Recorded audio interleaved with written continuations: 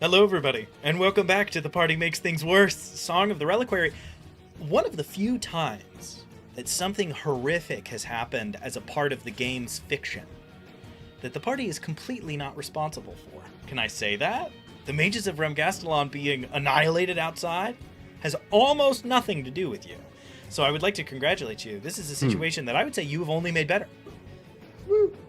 So, for those of you who do not know, this is The Party Makes Things Worse. This is our actual play show that we run on Tuesdays. Normally we start at 7:30. We had a slight delay because on our side of the screen, we are trying to use some map-making software a little bit more. So we are going to be in Roll20. We're going to try to describe everything in a way that is not too confusing. If you get horribly confused, I can only see chat about a third of the time that we are playing, so I guess make a post, although it might be a minute or two until I see it.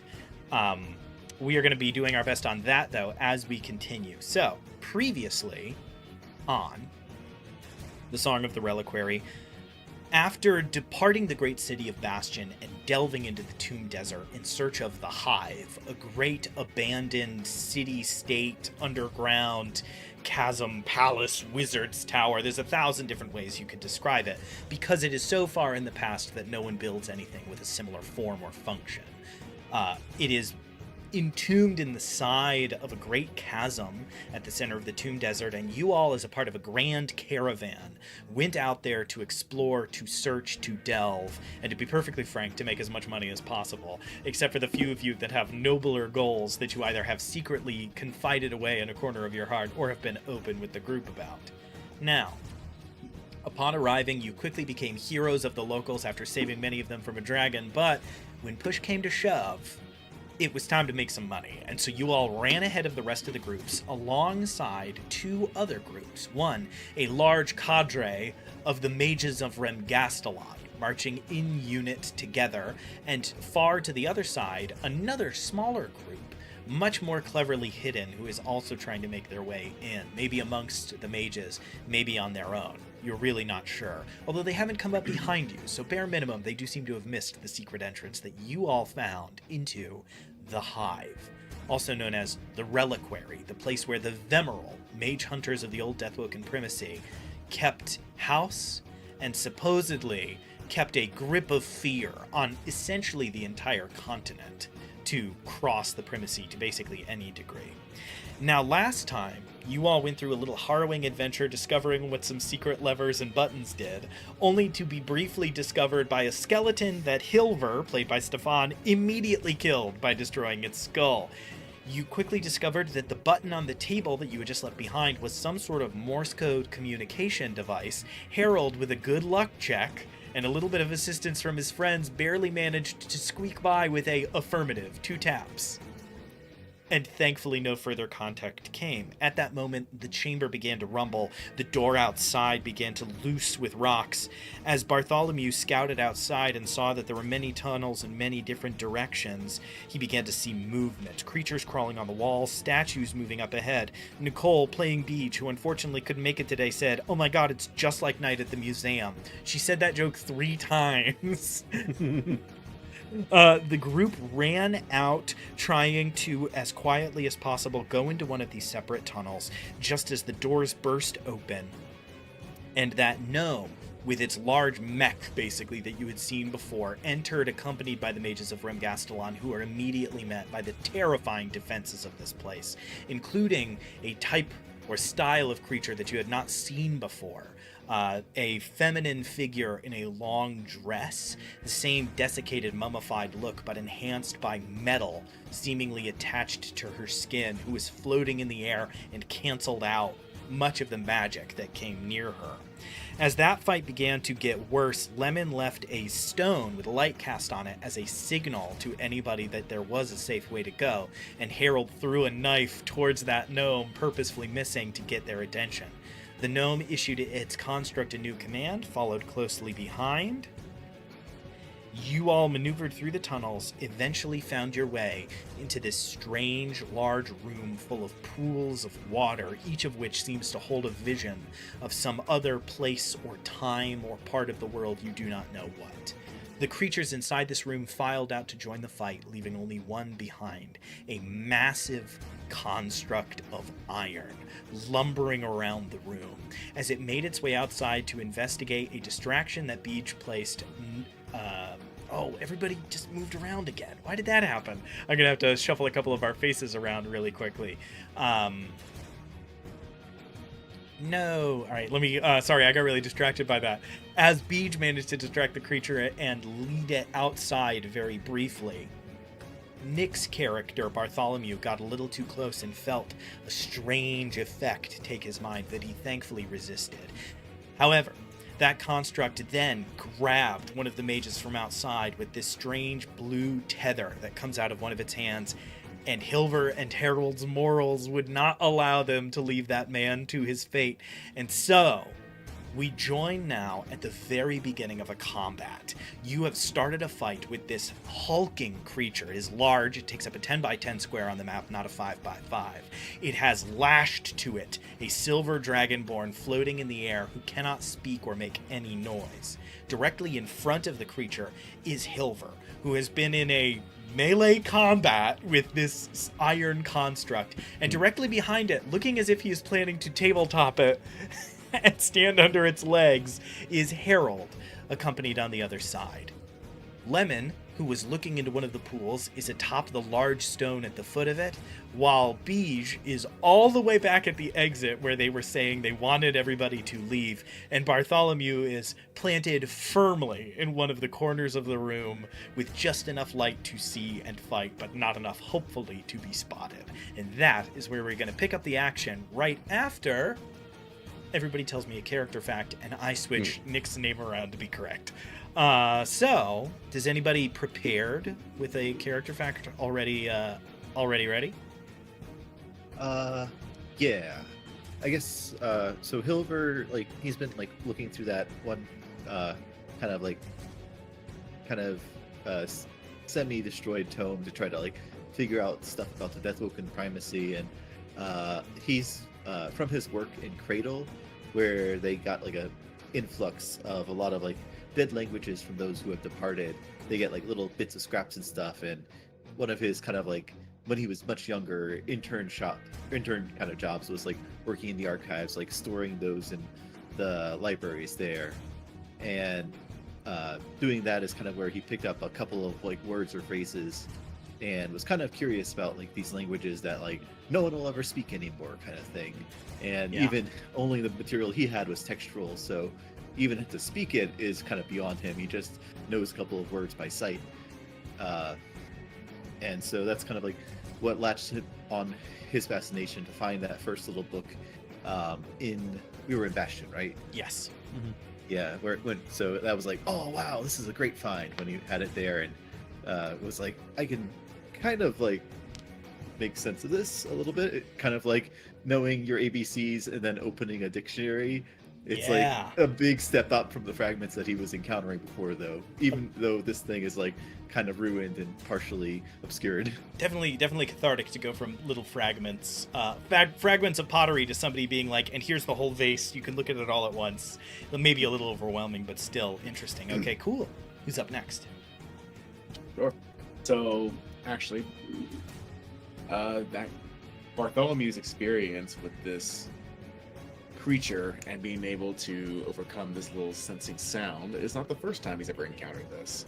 Because of the many different pendants that he has, it may actually be that even though he's a bit of a con man, only a little bit, that maybe one of these gods, or many of them, are helping him protect himself. When he was on the train and learning his ways as he was a youth, Bartholomew would find himself a lot more resistant to anyone trying to charm him himself, as he was trying to gather and collect them all. It's nice. just so perhaps he actually is maybe there is a god looking after him, or more. We'll have to find out later and see just how magical these items he has carried. I love the idea that Bartholomew is just such a rascal that even these gods that he flaunts the worship of are like, yeah, but come on. He's having a good time down there. He is doing it. He's saying the prayers. Like, he knows the things. El Corum, Lord of Blood, Father of Vampires, being like, I mean, he's gotten me a lot of followers. I can't hate on him. I can't. He proselytized for me for 6 months when he went to jail. Like, just fully convinced. How big of a lie does it have to become true? And I think that's sort of the game that you're playing at this point. There you go. All right, who's next? Lemon or Harold? I've got one. Awesome. What's up? Harold, you would be excused for believing, has armor that's named after him, the Herald's armor. That is not true. Harold actually earned that armor when he ascended to be one of the 8 paladins. The Herald's armor is more of an antique than anything, so that's why it was locked up, and he had to go and check it out, basically. It's his paladinic armor from Bastion, but it's not really his. I was about to say, you did have to steal it and bribe somebody to do so. Yeah, so, okay, so I got it. So it's very much a, like, check it in at the end of the day. And you were like, what if I took it to my Cancun vacation? And they went, what? And then you just And that's why I had to bribe the guard, because they're like, they wouldn't let me do this. So, that's it. I love the idea that some museum curator walking the halls in a week is going to walk by and be like, oh, no! Like, and fully panic. He's going to be like, Harold's going to be furious. Somebody stole his armor. Just, you return with it like, I found him. I found the Dented, thief. covered in blood. Just bring a random skull from down here and be like, this is how much I killed him. guy. He's just a skull. All right, Lemon, character fact. Lemon, the first time he was actually called Lemon was one of his first missions with the Glint crew. The train was passing through, and they had planned to sneak on. And Lemon did get caught very, very early in the process. No. And got them all kicked off. Honestly, probably for the best. Lemon doesn't know that he saved all their lives by not ending up on there as people who are not supposed to be and being hunted by the drones that keep it running. I like that. They That's don't know extremely that, though, so they're still upset about him for that one. They are still mad. Lemon, oh no, that's where he got the nickname. That's so funny. I love the idea. That's the first time he was called that. I love the idea that across, because you've described your character is very proficient and has talents. I love the idea that at Glint's Wake, there's about 30 different reasons that people give for why Lemon's called Lemon. Like, people give just so many. Lemon's fairly proficient now because of how much he has failed in the past. Okay, there we go. We got a real anime sort of come up arc that is long in the making here. Okay, well, with all that being what it is, I think it's time for us to kick off this fight, which I hope goes great for you guys. Today we will be graced by, where is it? It's up in my Google Drive. Let me pop open. I do want to say, everybody be careful. Spencer, Michael, and I made a new and improved lingering injuries table that you will all be subject to the machinations of, which means we need to settle a quick dispute before we hop on. Take a moment, decide for yourselves. This table comes in 2 forms. The first is 1d20, and that is the foolhardy edition of this table. That means there's a 1 in 20 chance that you are decapitated and die. And everything else occupies that same 1 in 20 chance. And then there is the sensible edition, which is 1d100, and only on a 001 will you instantly be decapitated and die. And they are, the next really bad options have a small number range, the ones above that have a wider range, all the way up and up until finally you have a pretty good chance of just suffering a minor injury. We can either vote, or we can I can hear people out. What do we think of, do we have any early preferences? Do you want the very swingy, foolhardy edition, or the sensible edition that might keep us limbed and eyed and held together pretty well? Let's just go around the horn. Spencer, what are you thinking? I'm so scared for one of us to lose a limb here, because then that character is essentially out of commish. They're Dunskies. Fair enough. I vote D100. D100, the sensible edition. Michael. I'll go D100. D100, Nick. Yeah, I want to do the D20 for chaos, but at the same time, because it makes so much sense being where we're at. I say that at the same time, but I don't want my character to suffer that. I want everybody else's I want character. everybody. I want Beige to go. No, I'm just kidding. I don't want that for any of our characters. I want us Here all we to go. live. Wait a minute. If we can. Wait a minute. If we die, rule. we die. I have a great idea for a house rule. Hear me out. If you are not here, you are playing on the D20 table. Oh, No, I'm joshing. No, All right, we'll go with the D100. D100 table, so you are more likely to keep a hold of your limbs. So for the record, the really scary numbers, if you get a 10 or below on that D100, those are the bad numbers. If you get an 11 to 35, things aren't great. If you get a 36 to 57, things are bad. If you get a 58 to a 92, things are fine. If you get a 93 to a 99, you poop your pants. And if you get a 100, you get something great, I believe. All right, cool. Bad sign for when your DM is running a boss fight. I'm leaving the lingering injuries table open in another tab. All right, time to kick things off. So, first things first, initiative count time. Who got over a 20? All right, we got That's Hilver really on the good. table. Hilver, what'd you get? I got a 23. 23, love to hear it. Lemon, sounds like you rolled pretty well yourself. Yeah, I got a nat 20, so 28. Yo. 28, good gravy. I This forget big that. metal thing's done skis. I forget that Lemon is kind The- of live. The and bad ready to thing move. is, I will not know until whoever goes next. I think you probably have heard an incredibly loud metallic grinding sound Okay. behind you. I did try to at punch this it. point.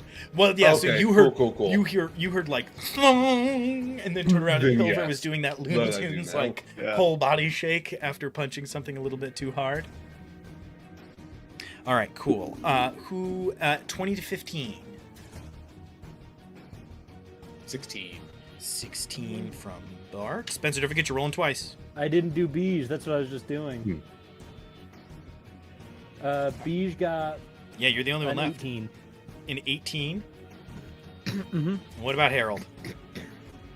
11. The curse continues, man. Oh, Yep. All right, I'm getting the order down now, and then we can kick things off with the longest combat in the Party Makes Things Worse history. All right, cool. Up first in the initiative, unsurprising, is Lemon. Lemon, you hear this incredibly loud metal ringing noise. You turn around and you see what is happening at the doorway into this place. You are looking sort of to the northeast corner of the room. You see Harold standing directly in front of you, gleaming in plate. In front of him, the hulking, massive form of this construct. It looks like an iron golem, but with huge, powerful arms with fully articulate fingers, and it is lashed to this mage that it is carrying along with it through the air. Bright, glowing blue light is pouring out of its eyes and out of a seam that runs down the middle of its entire body, filling the space around it with this unearthly blue glow. On the other side, you can see like a sliver of Hilver's face, which is in a grimace of slight pain as he has just tried to punch this iron construct and bruised his hand somewhat. And up in the air, grasping at a rope of blue light around its neck that it cannot touch, is a silver dragonborn in the full robes of a mage of Remgastelon that is mouthing help in common but seems unable to speak. What do you do? Cool. I am. So I'm switching between some stuff here. No, totally, absolutely. And it is worth noting, the rock you are standing on brings you about 5 feet up above the battlefield, and if you took one more step onto it, cool. you'd be about 10 feet up above. So that increases your distance a little bit. It gives you a little bit of a higher vantage point. Just something you might want to keep in mind. Gotcha. 1 square is 5 feet, right? 1 square is 5 feet. 30, so I'm 30 feet away. Cool.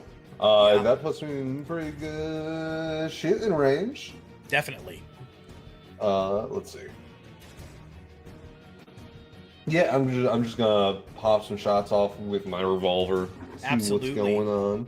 You guys all watch as Lemon Not needing to draw it, brings his hand up, and at about the 2/3 way up, the gun is already in his hand as it sort of conjures itself out of light blue. I like to think that as he's doing that, he does have a finger gun ready. Oh, a finger gun, and then it switches over, barely perceptible due to its incredible speed as you get ready to fire. Things you have learned. You know that this creature is immune to the stunned condition. We learned that very quickly last time, and you learned that its strength bonus is very, very high. And I do have bad news, which is that the strength bonus that I said was too low, and it is slightly higher than it seems like it is when it was already very high. Does a 17 hit? Does a 17 hit? A 17 misses. As you fire, the bullet ricochets off of the iron and embeds itself in the wall. A little permanent sign that Lemon was here that will confuse some future archaeologist. That's right. Second action to 10. All right, that one's a nat 20. That hits like absolutely for sure. Yeah, all that right, is so a 32 to hit. Yeah, definitely. Go ahead and roll that. Double the additional damage. Make sure double everything but the additional damage, or roll twice, whichever you prefer. Double. Cool. 8.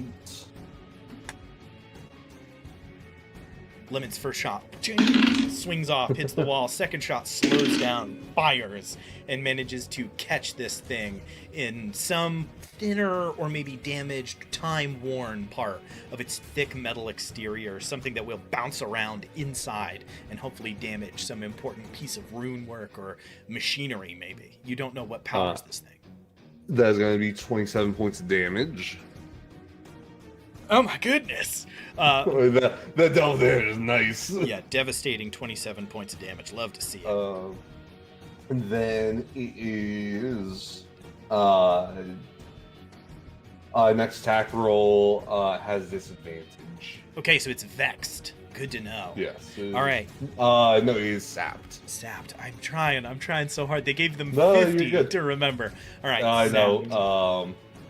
Yeah, vexed is if you hit a creature with a pistol and deal damage to the creature, you have advantage on the next attack. Okay, great. Awesome. Okay, cool. So that is your action. You have your bonus action. You have your movement. Do you want to do anything with it? I'm cool where I'm at. Awesome. Bonus actions. I don't really have anything to do with that. That's all right. I'm good. For the record, our order of initiative here, so it's Lemon, and then Hilver, and then Beej, and then Bartholomew, and then the Oracle, and then Harold. So think a little bit about what it is that you want to do. Get your turn ready in your head as we are continuing. I love to see it. Michael, unfortunately, had to take the first turn, and therefore had no time to prepare. Hilver, we're up on your side of the initiative. Now, this creature has turned all of its attention to Harold, because Harold has presented himself as being the one in the room, and apparently this thing seems to take particular ire at that. What do you do as you're standing behind it? Right above your head, floating about 10 feet over you, is this silver dragonborn. Right in front of you is this massive creature. What do you do? All right. And does it look like the silver dragonborn's like been taking damage or been injured in the fight, or is he just like fully restrained but at like full condition? Yeah, make a perception check. See how he's doing. All right. That should be a pretty good one.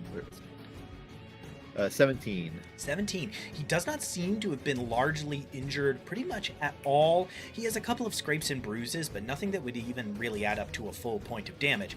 It is really just this blue light, this whip of light that is around his neck. Seems to have him basically unable to do anything.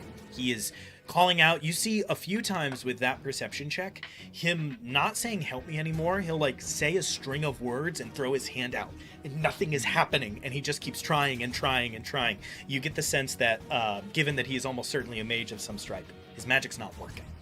All right. Yeah, and I think last session too, he like tried to grab at the thing and his hands just passed through the blue. Yeah, you've been watching him a lot. As he grabs for the light, his hands just pass through. They don't seem to be able to touch it. Well, I guess Silver kind of is satisfied that he's not in mortal danger anymore since we're drawing the focus of this creature. So he'll focus on the creature too and try to strike it from this side. Absolutely. So from behind Hilver, as it is distracted, you touch your knuckle, hoping that this one goes a little smoother, and go to rock a punch into the side of this thing. Yeah, and not trying to grapple it anymore either. And that's a nat 1 for the first one. So my hand, I guess, like I swing it, I hit into it, and my hand, like my knuckles go right into one of the like chinks of the armor, and it just sort of scrapes it a little bit as like my hand gets stuck, and I have to like wrench it out. Hilver just gripping their wrist. Why did we have to fight this? Metal constructs are going to be Hilver's like Indiana Jones snakes for the rest of his life. He's going to be like, why is it always a big metal thing? Why can't it ever just be a guy? Why can't there ever be an evil wizard? All right, and Second attack. Second attack, I go for a kick, and that's 15 to hit, so also Misses? missing. I'm so sorry, man. Yeah, you're just punching a big piece of metal, Hilver. It's just Yeah. you know that as you are continuing to strike, you like feel some of that resonance ripple out around it. You're starting to get a sense for the internals of this creature. You know that at some point something's got it. You can feel that it has systems that it needs to maintain, and that means they can be disturbed. You have this if it bleeds, I can kill it moment. Good gravy. Yeah. All right, and I guess like it's in the doorway, so I will have to wait for it to move where I can move into the area. So I will just take a bonus action to try to hit it one more time. You know, I have no idea what the rules for moving through another creature's space are at all. I have no idea if there are rules for that. I think for like halflings and stuff, because they're small creatures, they get a rule for it where they can move through like a medium creature space. But yeah, I don't know if that makes it like difficult terrain. I'll give it a quick Google and we'll see. But what are you thinking to do with your bonus action in the meantime? Hitting it once more, I guess. Okay, great. A more solid kick this time, and that's a 21 to hit. Yes, you have deduced its weak points. You have felt that this thing has weaknesses, and you aim for one of these joints, enforced with more blue light than actual metal, and whip out a kick into it, and feel yourself connect with something substantial.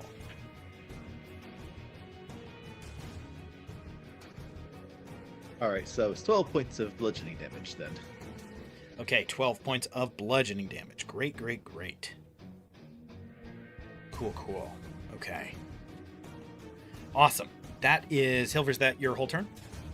Yeah, I'll stay here and kind of just keep an eye on this creature. Awesome. Beej is up next. Beej is pretty far from the fight as we are now. Beej is looking past the many columns that hold up the ceiling of this large stone room, looking over these almost like Roman bath tiles that lead across the space. They can probably not really see Harold from where he is right now, but they can see the creature through a small gap between two columns. I'm sure Beej, who last time was furious that this fight was taking place, sees that creature move between those two things, and just like all of the like weight must drop out of their shoulders. Spencer, I know you are in control of Beej today. What are you thinking? It's like Beej gives Harold all their money and potions.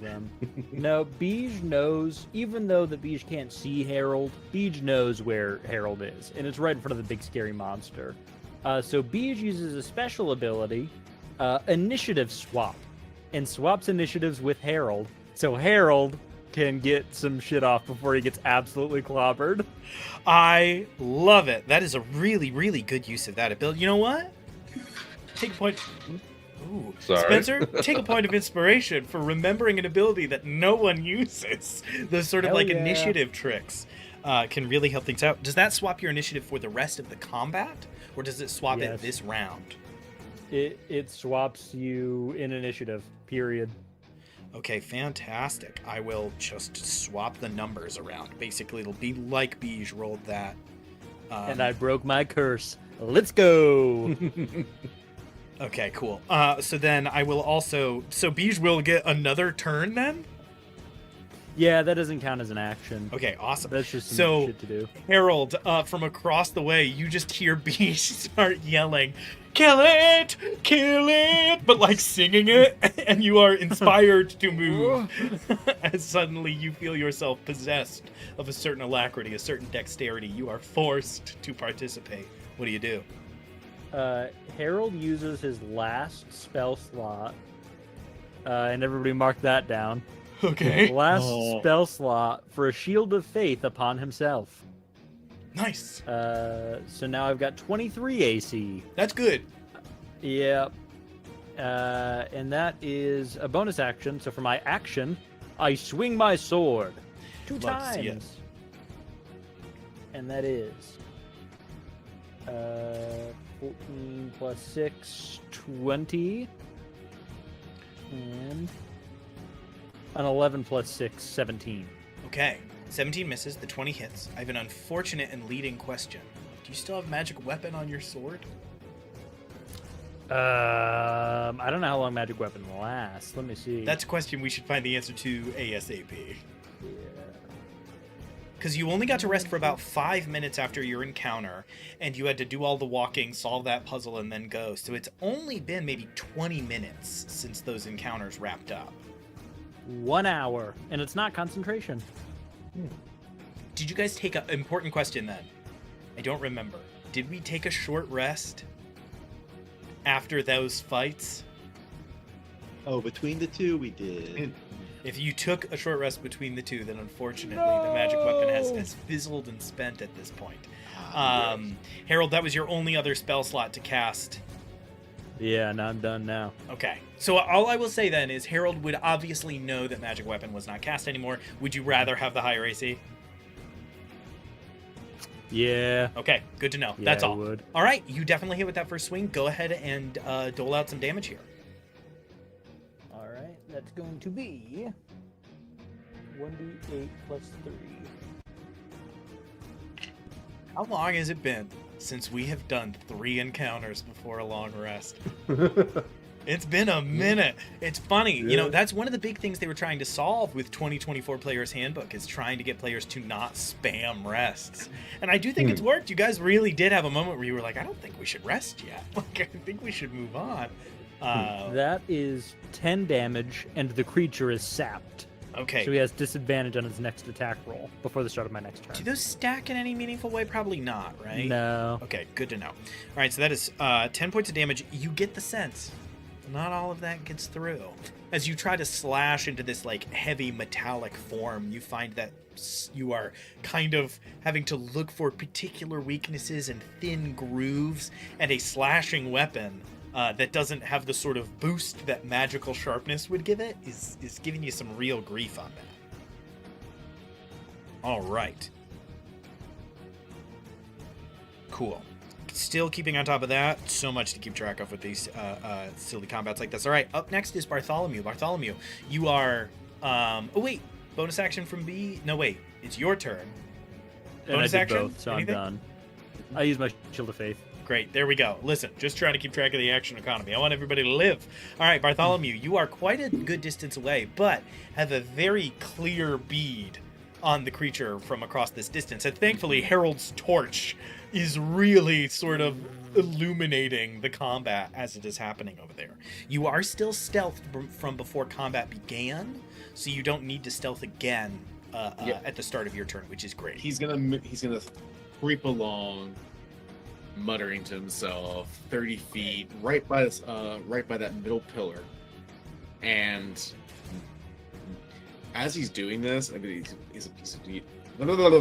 English. There we go. Common. He's going to use a bonus action to determine the tail, Okay. preparing himself for that. So bonus action, you call forth one of these many tales of the divinities that So you using have that to and quarter use a- worship. Yep, and that one's going to be Tail the Runaway. Okay, so that's the one he's going to be having on. We'll see what happens. It's not foreboding. Not foreboding. He's determining who's going to use that on. And until then, praise to the many deities and brings out the good old faithful blunderbuss and tries to go for that sneak attack and kaboom. Yeah, This guy's gonna abandon the party. There we go. Bartholomew taking out a book of psalms that are. I imagine this is like a bunch of different holy texts glued together so that he can open up to convenient pages at different moments. He opens up to a random page and it's a psalm like about the knowledge that sometimes you need to start fresh. And he closes it and goes, "Well," and then takes out a shotgun. I love that. All right, you aim to fire. Go crazy style.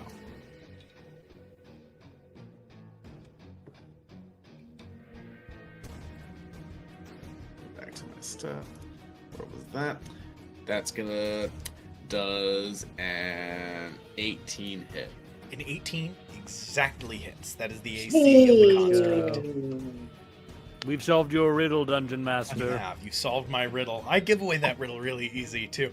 I've never believed in the whole like he raises his hand. What spell could it be? I'm like, all right, there's mechanics. Let's get it going. He does here. acid Let's get it splash. going.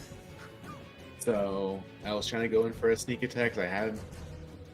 Yeah, you're I stealth. think you have lemon, and yep, it's good to go. I'll say, if there was ever a weapon that would give away your position after firing it, a blunderbuss has got to be on the list.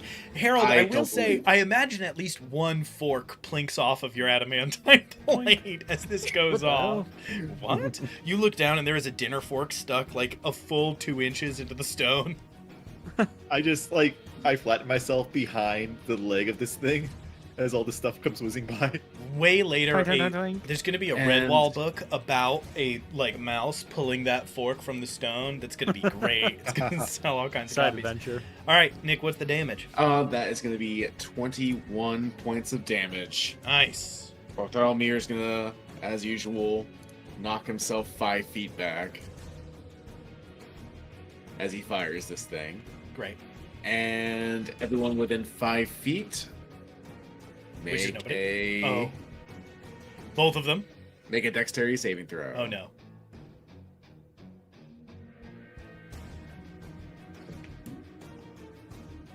I got a 6. I got a 19.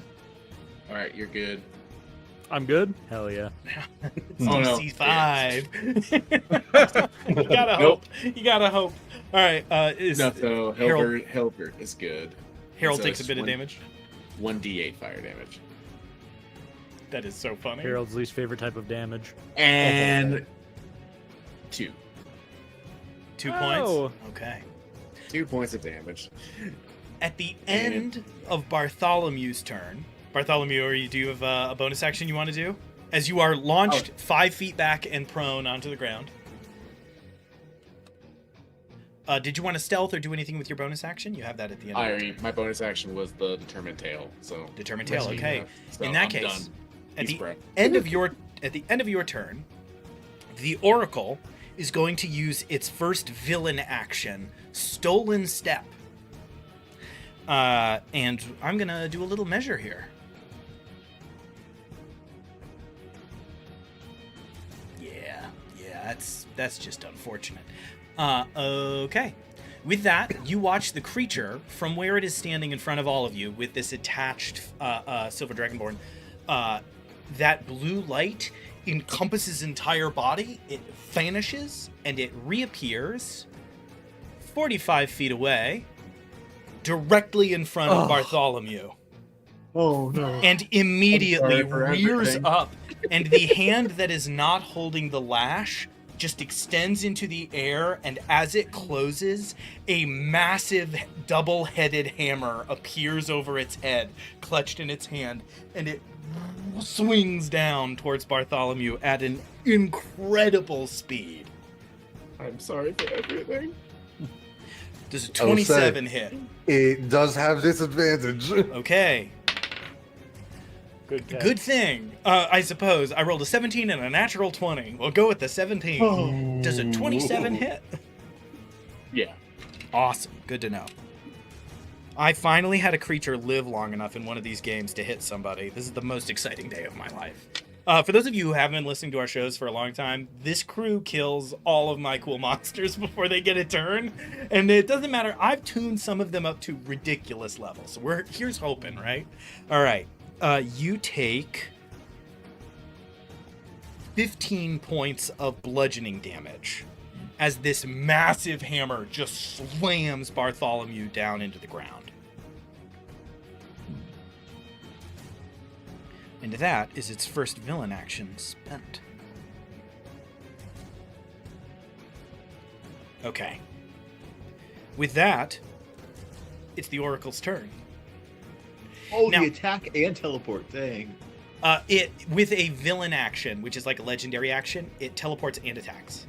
Oh, wow. And then it gets its turn because of pure luck. You did all see the silver dragonborn teleported with it. Still clung up in the air. I was a little worried about him coming in here and the dragonborn still being in the air and hitting above the door instead of like coming through the door. So it's a little bit better now. There we go. Okay. This creature is smart, and so as it looks around, it does not target Bartholomew with its bonus action. Instead, is it close enough to still get Harold? It does. It reaches out with the hammer, slams into the ground, vanishes, and it holds its hand out towards you, Harold. And as a bonus action, it is going to use Heretic's Brand. You suddenly feel this like searing pain under your armor, and you can tell that there is something under your plate mail that has gone wrong. You do not take any damage, but you can tell that you have been marked in some way by this creature. It's more of an ego hit being branded a heretic for Harold, because A little that's bit. sort of, the opposite of his vibe. It is then going to...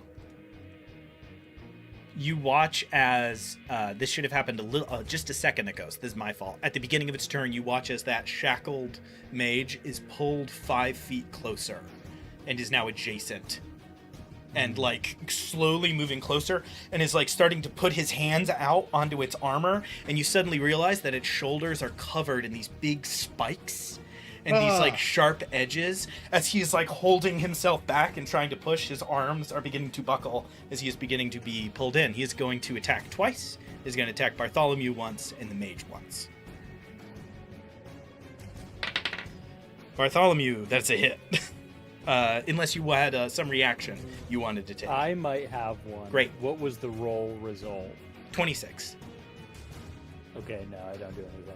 Okay. We're hoping Sorry, for the best. brother.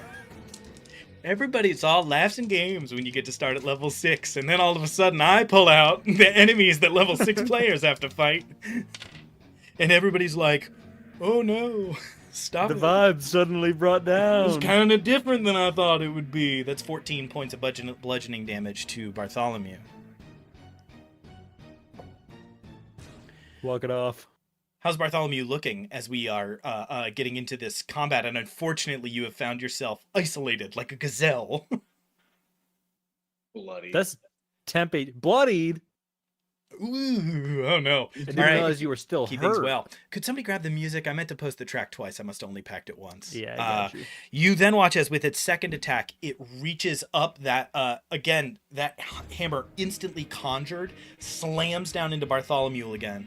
As it lets go, it vanishes out of its hand. It grabs that silver dragonborn and jams it down onto its shoulder spikes,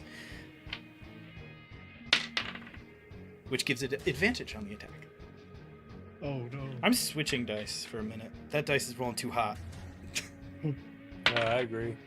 There you go. Well, 28 and a 26. Whoopsie. All right, 28 will definitely hit. Still has Okay. like a +10 to attack, though. Yes, all creatures in Dungeons and Dragons have weaknesses and advantages. This thing's to hit is very good. That should tell you something as an adroit and experienced player that there is some weakness sure to come. His damage is going to be low. Absolutely. low The mage takes 16 points of piercing damage as he is driven onto the spikes of the shoulder, and he is now How many points? restrained. 16. 16 points of damage and is restrained. I know for a fact Michael thought I said 60 and went, hey, really quick, Yeah. really Pause. fast. Run that by me one more time. Mm-hmm. I was like, wow, I want those shoulder pads, please. Where do I get Their those? tips, the points of the tips are actually made out of like molten sun. It's just like a singularity point, and if you touch it, it's just like. Okay. He's actually getting stabbed with lava. Harold is branded. Bartholomew has been hit. This Silver Dragonborn has been hit. That is the end of the Oracle's turn. You do watch I'm so sorry, I just bumped into my microphone. At the end of its turn, you watch the light inside it flash and like sustain, and its eyes are now both glowing incredibly bright. And that is all I'm going to say about that. It's scared. It's afraid. Harold just points. It can fear across the space. Bleeds. Beige. I fear. Yeah. I fear everything. Beige, who in this moment I'm sure is feeling a certain kind of way, is about 5, 10, 15, 20, is about 35, 40 feet from the construct. Go for Beige. Is the Dragonborn still grabbed up in a big whip of light, or is he just in a spike? You see that now that whip has disappeared and he is just driven into the shoulder spike. If Beej had a whole plan, and by that I mean I had a whole plan, I was gonna do fear, and make him drop the thing and then run away, and the wizard would have been cool. But now he's on a spike and he's not being held, so it's not gonna work. Instead, Beej first lets off a cool bardic inspiration. Nice. Who's up next in the initiative? Up next in the initiative, we are back at initiative count 1 with Lemon. It's gonna go to Lemon then. Okay. A sick What's her lick speed? on the lute goes off. I don't know what instrument. D10. Thus far, Nicole has described Beige as a up and D8. up singer. Oh yeah, she rips and out he rips out a bell. Yeah, and he blows kisses. Oh yeah, that's Oh, true. yeah. He blows real cartoon kisses that fly across the space. Yes, that is true. All right, so Lemon gets that D8. That's huge. That's a bonus action. You have your action and your movement. Do you want to do anything with it? Yeah, Beej is gonna run up. Actually, no, he's far enough away now that this is, or close enough that it's fine. And cast Shatter at a 2nd level. Cool. That's going to. How do you aim that so that you don't? Because that is a circle, right? How big is that there orb of yours? It's 10 feet. A little 10-foot. Oh, so that's not too. So you could just do. on that bad boy. Yeah, you're just gonna have to. There you go. So I just Boing. put it up on the map. If you center it just above, there's a column directly next to the large construct with the Silver Dragonborn on one side and flanking it on the other side Bartholomew. By aiming for the sort of right-hand side of the construct, you can just miss your allies, but you will hit that pillar. Beej just screams, pointed at that pillar, kind of half hoping that it collapses because it would be real cool. Okay, absolutely. So Shatter, that's going to be a Constitution saving throw. Probably not a good. I bet his con's Save. terrible. Yep. I forgot how well it rolled against the save. Or did it even roll the save for the stun, or was it just flat save? No, because it is immune to the stun condition. There's no Okay. need. I rolled a 16. That saves. That saves. Okay, So it'll unfortunate. be half damage. Huge form of this thing really seems to be able to tank that very well. Does Shatter do more damage to inorganic creatures like this in any way? That was a terrible damage roll, by the way. 4, 1, and 1. Oh, yikes. On 3d8. That's awful. So that's 6 damage, half to 3. Let's see. A construct has disadvantage on the save. Disadvantage on the save. That's what we like to Let's see. go. That's what we like to see. And I will be honest, it has an ability that would help it, but it cannot. It would not be helpful, and you will see why later. Mm. Okay. Ooh. 12?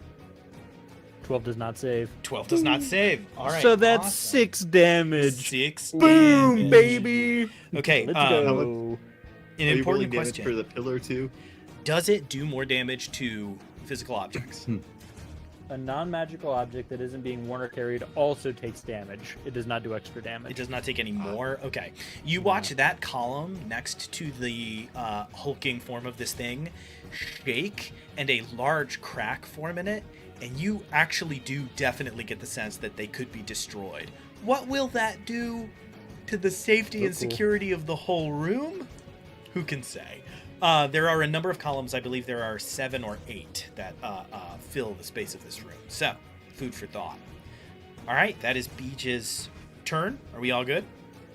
Beej is also going to run a little bit further away, I respect that. about 20 feet away from the being, towards the middle of the room near the pool. Beej runs 20 feet off to their left, getting as far away as they can, getting close to the pools. As they get up to one of these like medium-sized ones, they look inside and they see another of these shimmering images. This one is looking into a beautiful park with these blooming trees that are slowly like dropping petals. And you see just people walking around the park, making their way around, chatting and talking. Another glimpse into some far-flung place or time. You don't know what these portals show. That's Beej's turn. We're back up at the top of initiative. At initiative count 20, you hear rumbling and destruction outside, which continues to sort of course through the rest of this place. You continue to hear Wilhelm screams and see bodies like go flying head over feet in different corners. While in other areas, you watch one of those sort of statuesque creatures that you saw preparing for the fight falls like a meteor downward, its head and shoulder cut off at like a diagonal, somebody having cut that thing in half, either with a spell or with some other insane talent. Lemon, you are up. You have a point of bardic inspiration. Cool. I'm curious. So the creature is bigger than the pillar. Am I able to shoot like the side of him? Yeah, so because it is such a large creature, it wouldn't get 3/4 cover, which is kind of the nightmare scenario. It would get half cover, which means it gets a +2 bonus to AC if you don't move, which will make its AC effectively a 20. So you can either stay still and take that small disadvantage, or you can step a little bit to one side or the other. Yeah, I'll move. Okay.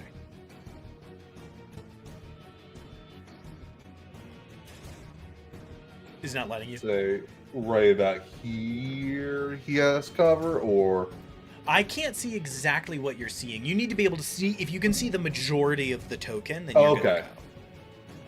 Go. Gotcha. Here. So for those of you who don't know, the deep comedy here, because the audience can't see. Everybody else watches Lemon run like 10 feet to the left and then kind of like shimmy back and forth a little bit, trying to figure out which one is the best angle to take a shot before stopping, nodding, and again firing in this thing's direction. Yeah. There, yeah, I'm happy with that. Clearer shot. Sweet. Yeah, I am. Same old thing. I'm firing on the pistol with my revolver. That's nothing. That's 20. I don't. I have to do the meanest thing I've ever done, and I'm really sorry. No, you're good. Do you want me to? One of the bright lights in its eyes goes out, and that 20 becomes an 8. An 8. All right. If it's an 8. And you feel, Lemon, you pull the gun, you have absolutely perfect aim, you've chosen the perfect spot, you line up the perfect shot, and all of a sudden, you watch this, like, ripple come off of the construct, and all of a sudden, you are just standing, like, 3 inches to the left. Your gun is pointed a little bit different than it just was. Something has happened, and you don't fire as well as you know you were about to, as that bullet fires wide, just a little bit. That's right. It's still 20 to hit. Yeah, still hits. I knew it would. You've got a +1,000,000. You have a +10. +12. All right. And then with my second attack, that is a 17 plus 12, so a 29. 29 hits. Cool. I'll roll both of those damages. How do you have a +12? It's 2 from the proficient weapon mastery, and then 2 from the gloves of archery, right? And I Gloves. have The gloves. yes, the gloves. Okay, there we go. I was like +5, +5, +3, +2. What am I? Oh, the gloves, of course. Yes, the Always gloves. another magic item. Always another magic item with you people. Who's giving you all these magic items?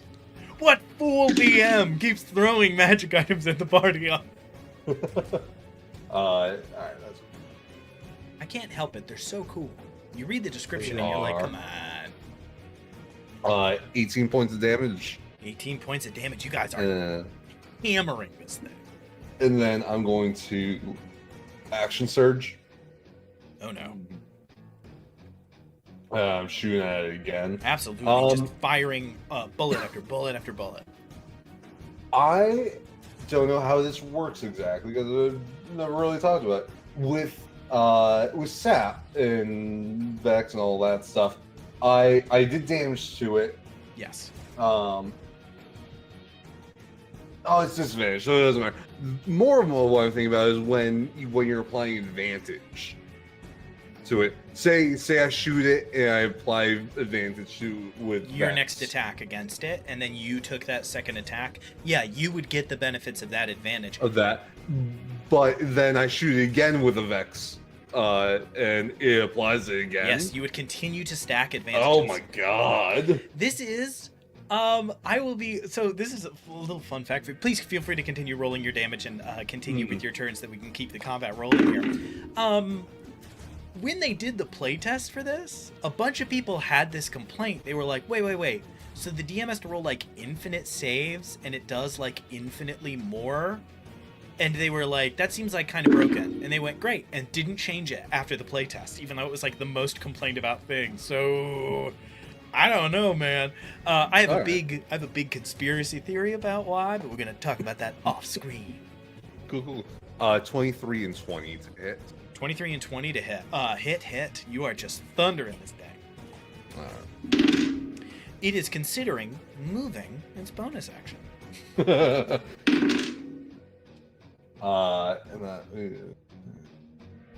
So 28 to hit. 28 damage. 28 to hit. 28 points of damage. That's gnarly. Okay. This is the first one that is kind of challenging to do the math for.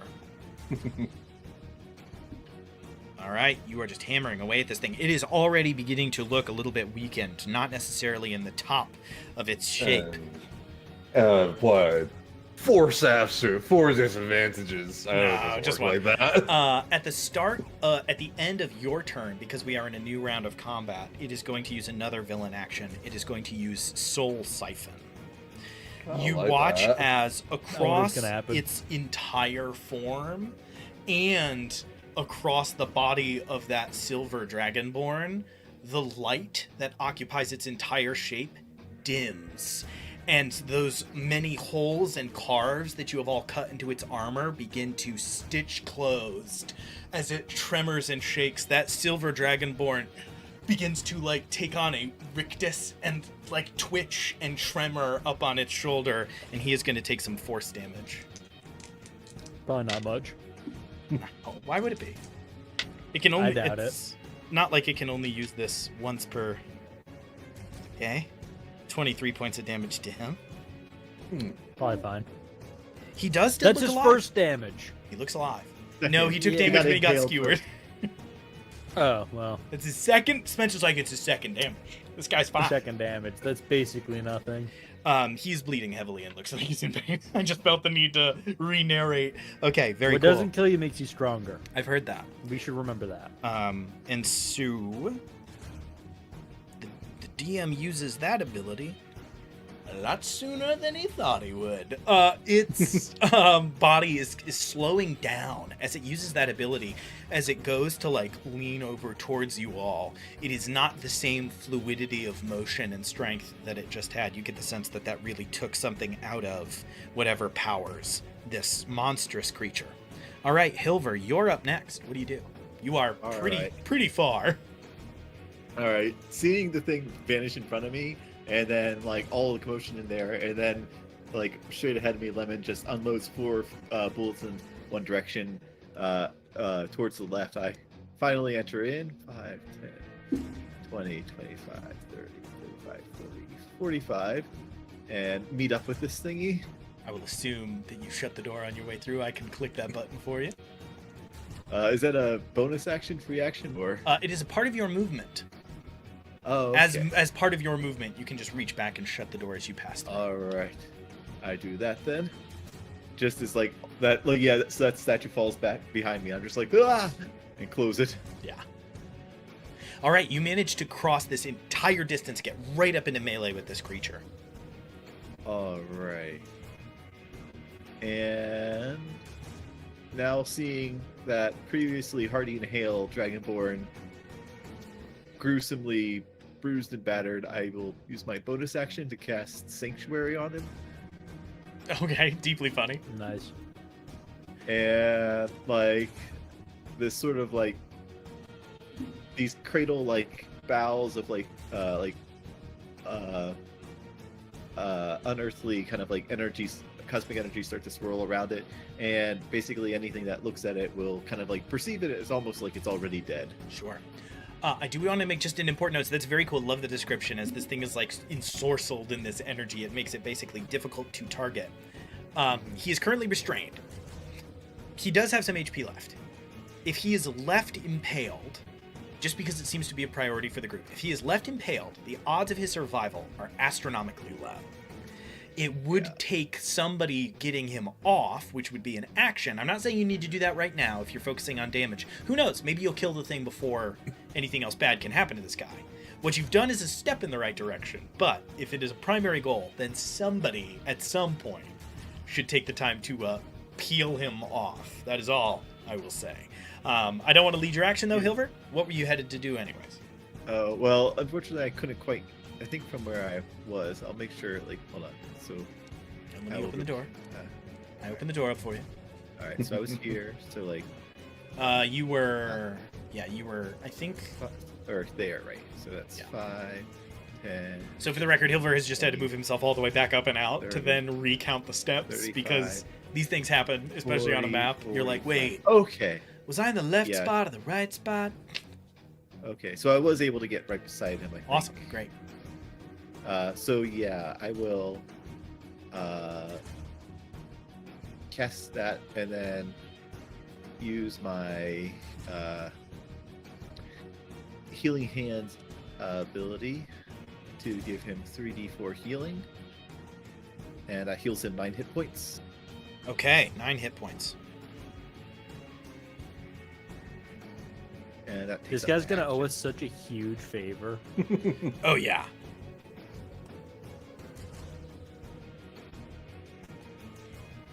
Okay, you give him a little bit more of his vitality back. So that's one of your punches, right? Basically. Well, I think that's the racial passive or racial ASMR thing. Okay. As Cool. I like kind of reach into that celestial and like take some of that death and turn it into living energy for him, Nice. and that'll take up my entire action then. Okay. All right. So That I'm is- all So you restore a little bit of his vitality, seeing that he is so close to death, and leaving it to the combat to hopefully resolve before anything too dire can happen. Up next in the initiative then is Harold. Harold, you have been left somewhat in the dust. How do you want to Well. proceed? Harold uses his ability, Peerless Athlete, Nice. and he rushes forwards. What does that do? Cut us off a slice of Peerless Athlete. Peerless Athlete, I'm pretty sure it's an Oath of Glory thing. There you go. Um, I love Oath of Glory. It's one of my favorite oddball late 5e things. I'm so glad they kept it. Peerless Athlete. There's a cool thing. I'm on Beej's character sheet. No wonder I couldn't find it. Harold's Um, like, it's got to be here somewhere. Meanwhile, Nick is As just a like, how do I bonus live? action, How do I as a survive? bonus action, I expend 1 use of Channel Divinity to augment your athleticism. For 1 hour, I have advantage on strength and dexterity checks, and the distance of my long and high jumps increased by 10 feet. And that's going to come in handy in about 5 seconds. Love to see it. He runs forward, gets as close as he can with this running jump, and then high jumps up onto the shoulder of the beast. Just an insane leap across this titanic distance onto the shoulder of the creature. Okay, I will say, thankfully, I would make you make some kind of save to avoid the spikes, but there's a guy on him, so you just sort of managed to Just land on land on him. either side of him and don't need to worry about those spikes. So that's your bonus action to channel that divinity, or is that your action? Bonus action. And So- then for the action, I'm grabbing him Predator All right. handshake style and I'm pulling him off. Okay, it is an athletics check to pull him free. And I've got advantage on that. Let's Nice. go. Love to see it. And I'm sure that your bonus to that is also fairly good. That was a 19. I'm going to roll again, see if I get a natural 20. I don't. So 19 plus athletics, 25. You watch that other light flicker, and the creature does not use that ability. It wants to save it for something else. Yes, that absolutely succeeds. You manage to rip him up and off of those spikes. As they leave his body, you hear a gasp of air, and you finally hear noise come from this person. As the spikes pull out of his chest, he goes, "Stupid blighting construct monster!" and just starts like slapping the metal, like angry as he gets his voice now, back. whoa! Start using your spells, brother. I'm gonna roll initiative for him. I was curious if he would die before his turn came up. I rolled a nat 1. Come on, brother. Let's go. A big. He's taking Spencer's curse. You watch as he reaches out into the real world. Spencer pulls that terrible curse into himself. We can only hope. That is maybe one of the lowest initiatives we've ever rolled on. I would say the network, but here I think. Although I do think Nicole got a -1 one time, so I think we should probably keep it on hold in case that's true. All right. Cool turn. That man is sort of sent off of the creature. His fly spell, unfortunately, no longer active. He will no doubt be quite grumpy that he missed out on that spell slot. All right, that's Harold's turn. Bartholomew, everybody is now entirely gathered around this creature. Things are dire. What do you want to do? He's just been laying there, bloodied, watching all of this, and just pokes himself back up. Why the fuck did I sign up for this shit? And sneak attacks as there's people plenty around, and while the creature, he does not want to do this, goes for a little sneaky sneak. It's good stuff. I love it. I really wish that chat now and in the future could see the mini art for Bartholomew, because that is... You have such a good full grasp of this character. Him just going, "Why the fuck did I sign up for this shit?" Is so mad under his breath. Is so good. Yeah, I love it. All of this, and that's gonna be a 27. 27 absolutely hits. Oh, Phenomenally hits. I'm and surprised that's vicious not an dagger. at 20. Would you get a 19? Yep. There you go. So that's right.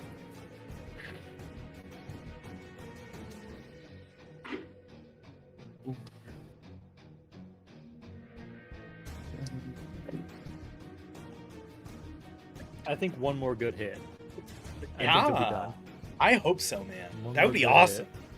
I tell you what, it would be a heck of a hit at level 6. Looking at the numbers, I tell you what, you'd have earned it. Somebody you'd need to probably come in with one of those, like, if you take, actually, the most optimal spread is to take 3 levels of Paladin, 1 level of Fighter, 4 levels of you need to really, like, come in with some nonsense. A thing that I make fun of a lot, and that I famously have done many times in Spencer's campaigns, including the Curse of Strahd that preceded the stream, where I was in fact a rogue artificer sorcerer, I think, which was pretty fun in my defense. Do you have Blood Hunter in there? That's what it was. It wasn't sorcerer. It was rogue artificer blood hunter. Blood Hunter. Alright, He could also do so- like 12d6 rounds, you know? You make trades. That is 20 points of piercing damage. That's what I'm talking about. This magical dagger gifted to you all for helping fight off the dragon of the Tomb Desert, which is still out and about in the desert somewhere, strikes And- between the shoulder blades of this massive construct. Then what? And before the construct can even notice him, Bartholomew uses a cunning action to disengage and run all the way right next to Beige for comfort. As the gods intended. Love that. As he just Okay. squirms away. That is Bartholomew's turn. It is the Oracle's turn. And I'm in a great spot for it. You are. Don't worry at all about the fact that I'm about to start drawing circles. I've got a big brand on my chest. I'm standing on some spikes. Don't worry 15 about feet in the air, circle. Feeling good. The circle's not a problem. Got a Shout out for dragonborn the on runaway, backpack. though. All right. Bartholomew, I was that was really hoping to solid. catch the edge as somebody else, but it's gonna have to use it as is. Uh-oh. Yeah. That really is like a calling. All right. The Oracle is going to use Overwhelming Insight. This is its whole action. I need everybody in that circle, which is the Silver Dragonborn, Herald, and Hilver, to make wisdom saving throws. He's doing a Sherlock Holmes thing. Harold hasn't eaten breakfast today. Lemon didn't get a good night's sleep. All right. And what's your save for your paladin, Wara? I'm checking it right now I because believe it's a +3, but I don't know if that's your brand of paladin. Tis +3. +3, great. Okay. Well, I think that's like a core class aura, right? Nice. Yeah, it's Save the one. initial. Yeah. But I think you could... Oh, no, yeah, because you get that one, and then you have Aura of Alacrity, which increases the speed of the people that are right next to you. Oh, okay. Which means I would have had an extra 10 feet certainly. last time, too. So Yeah. I could have moved more. Okay. Nat 20, baby. I'm feeling good. Nat 20, 23 nice. total. That's great. Oh, wait, I have to roll. I'm the good dragon. I was like, what's happening? Why is And it I got... Okay. And I got a 28. Damn it. Yo. Oh, well, at least the Dragonborn failed. Wait, no, I didn't No! get a 28. I got a 26. Oh, come on. Why would you give me The hope like weakest that? amongst us. I Well, was getting the boys, dex and the whiz saves mixed up. if I roll an odd, it targets Harold.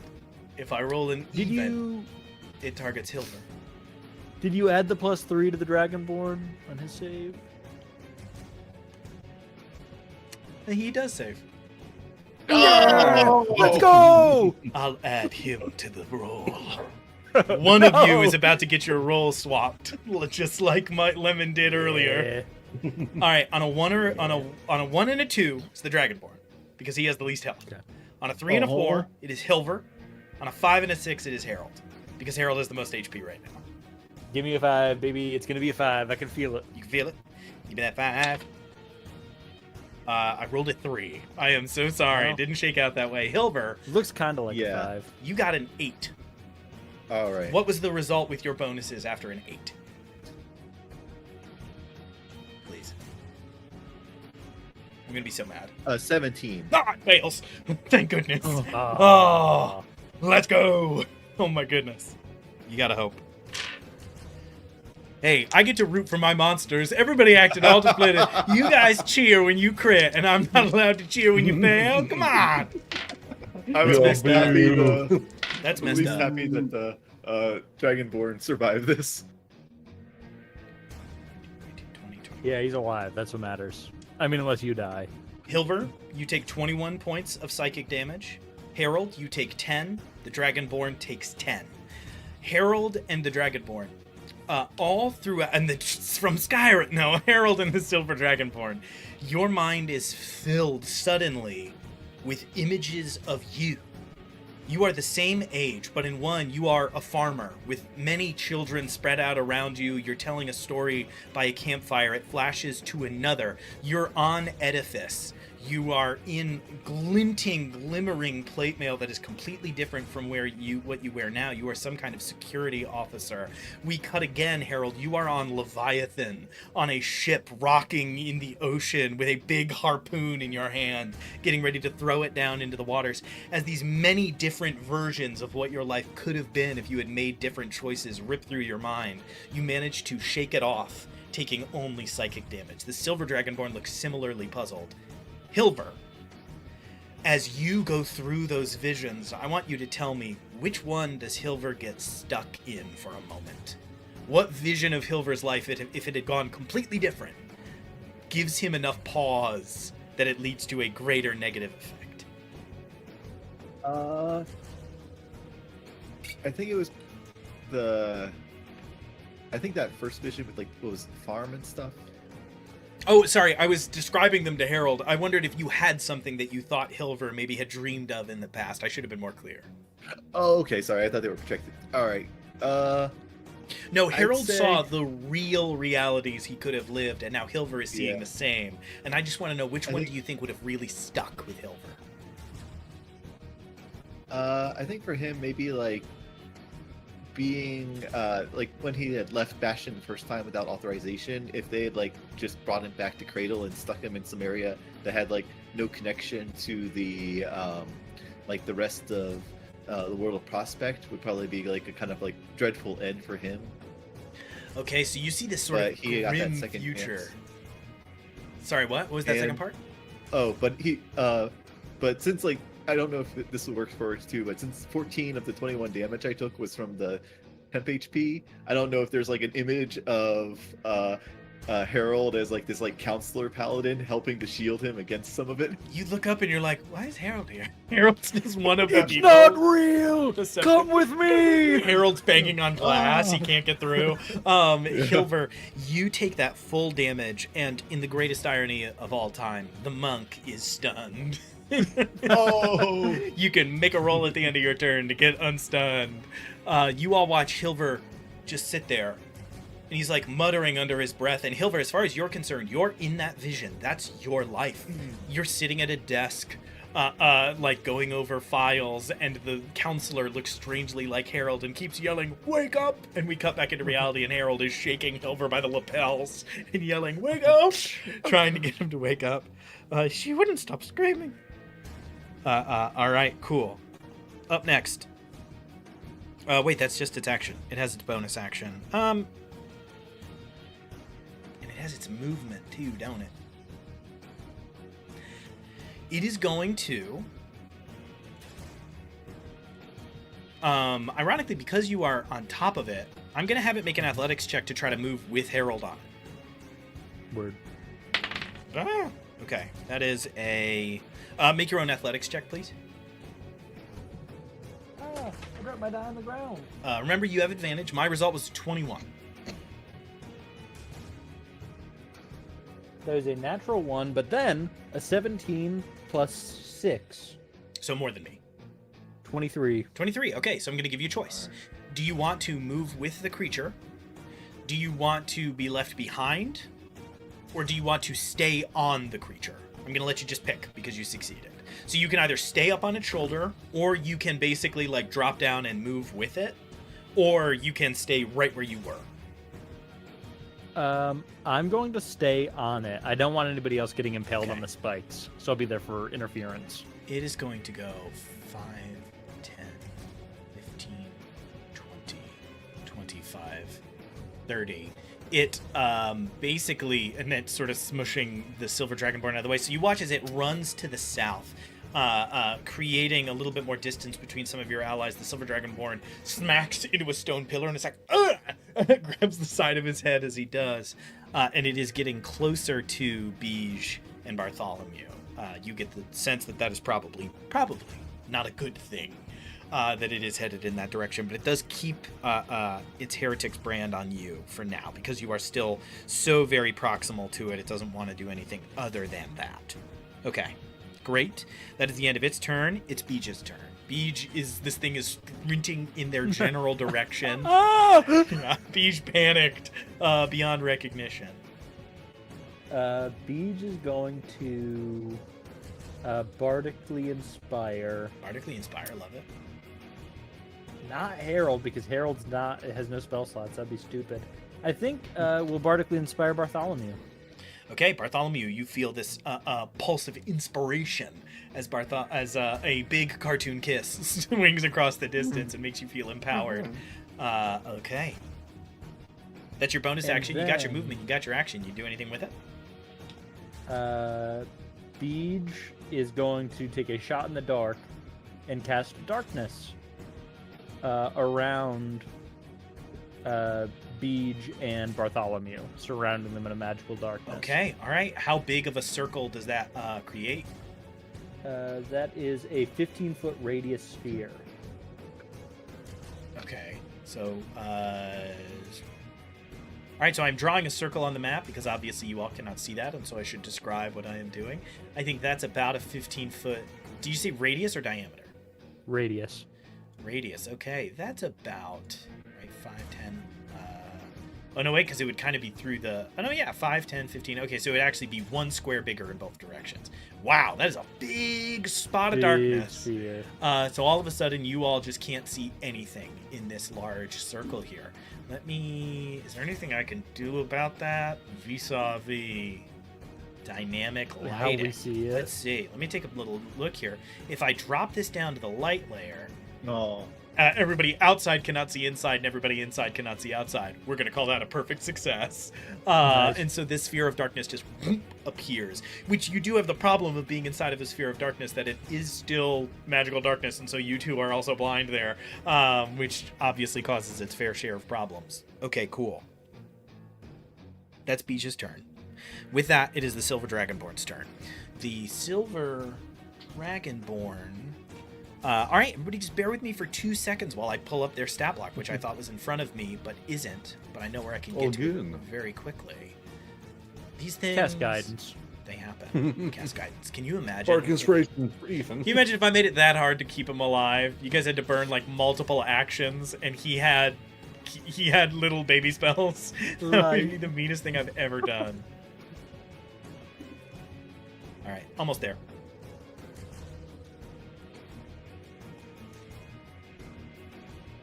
Okay, great. Yeah, I think Lemon's a little pissed off that this guy can also ban weapons. It's disrespectful. All right, he is going to go, stands up, points directly down at the creature and goes, "You son of a bitch!" and casts lightning bolt just directly into the ground beneath its feet. A 100-foot line of lightning carves into the ground, assumably into some other rooms down below. You really don't know what's under this structure, as he has a whole unlimited power, just like letting this rip through the space. Okay, that is a dexterity saving throw. Harold jumps on the shoulder so his feet aren't touching as the lightning hits, and then he comes back down afterwards. That's really funny. I really like that. It gets a big 8 on its dexterity saving throw. Yeah. Sorry about the dice ASMR you're all being subjected to right now. It's actually kind of a That's pleasant right. sound.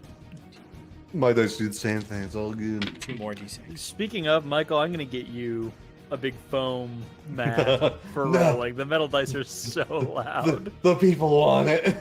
I don't know if they do sell, a couple of companies do sell rubber dice so that they are perfectly silent for streams. I've thought about buying them every time I've seen them, and every time I'm like, yeah, but it's kind of fun that they make noise. I haven't made up my mind yet. There's a level of noise that I think is really preferable. And my dice are definitely at that perfect range. Yeah, hitting hardwood and metal. Loud as hell. Not next the to best roll mic. in the world. 26 points of damage. Not bad, but it could have certainly been a smidge better. All right.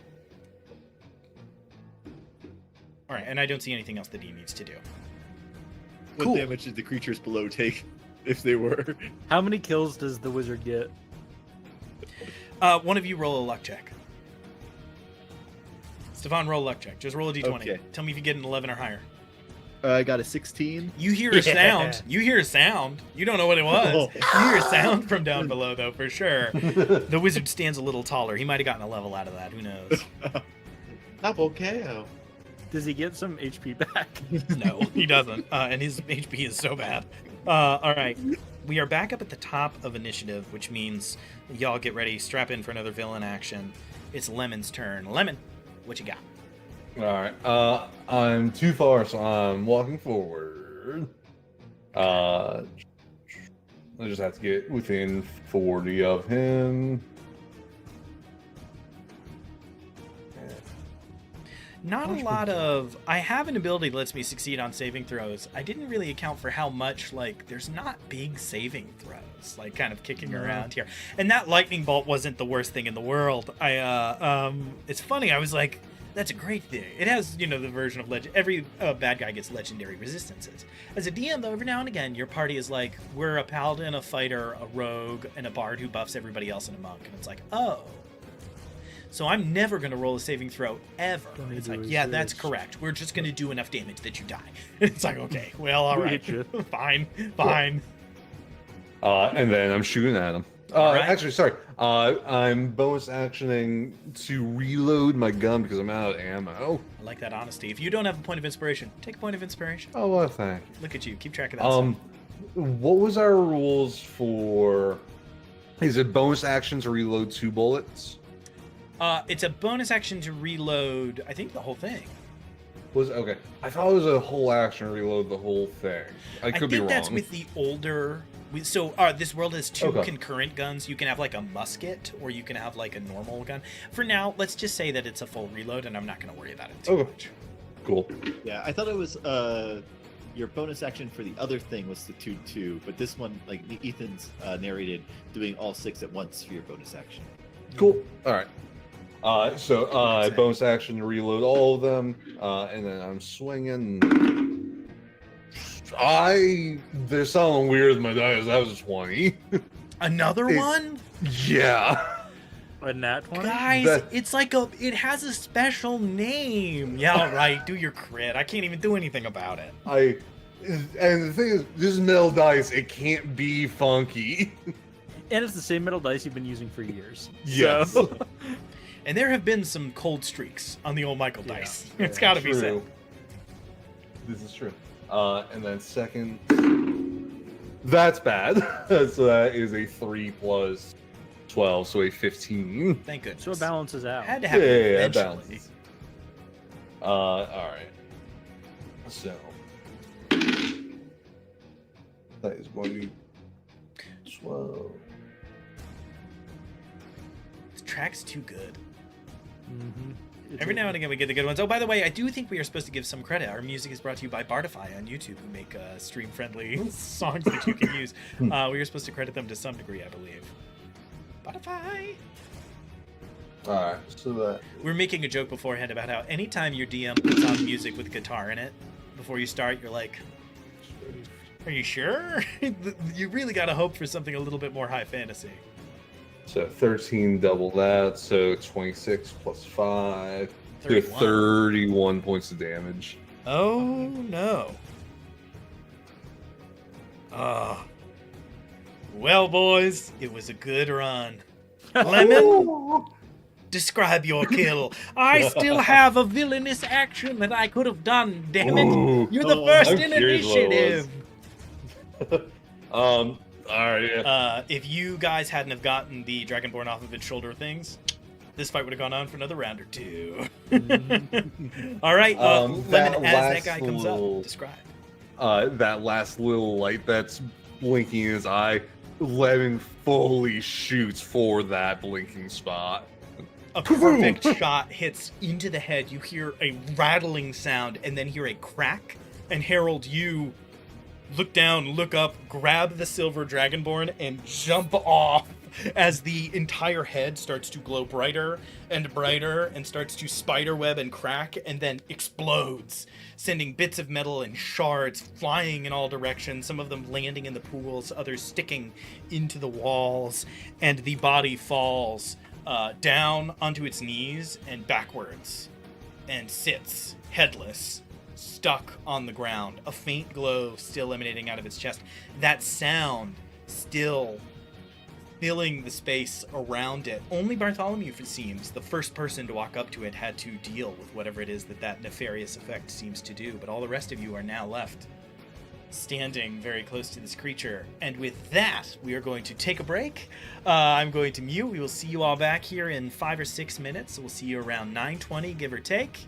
Thank you all so much for watching. Stick around after the break.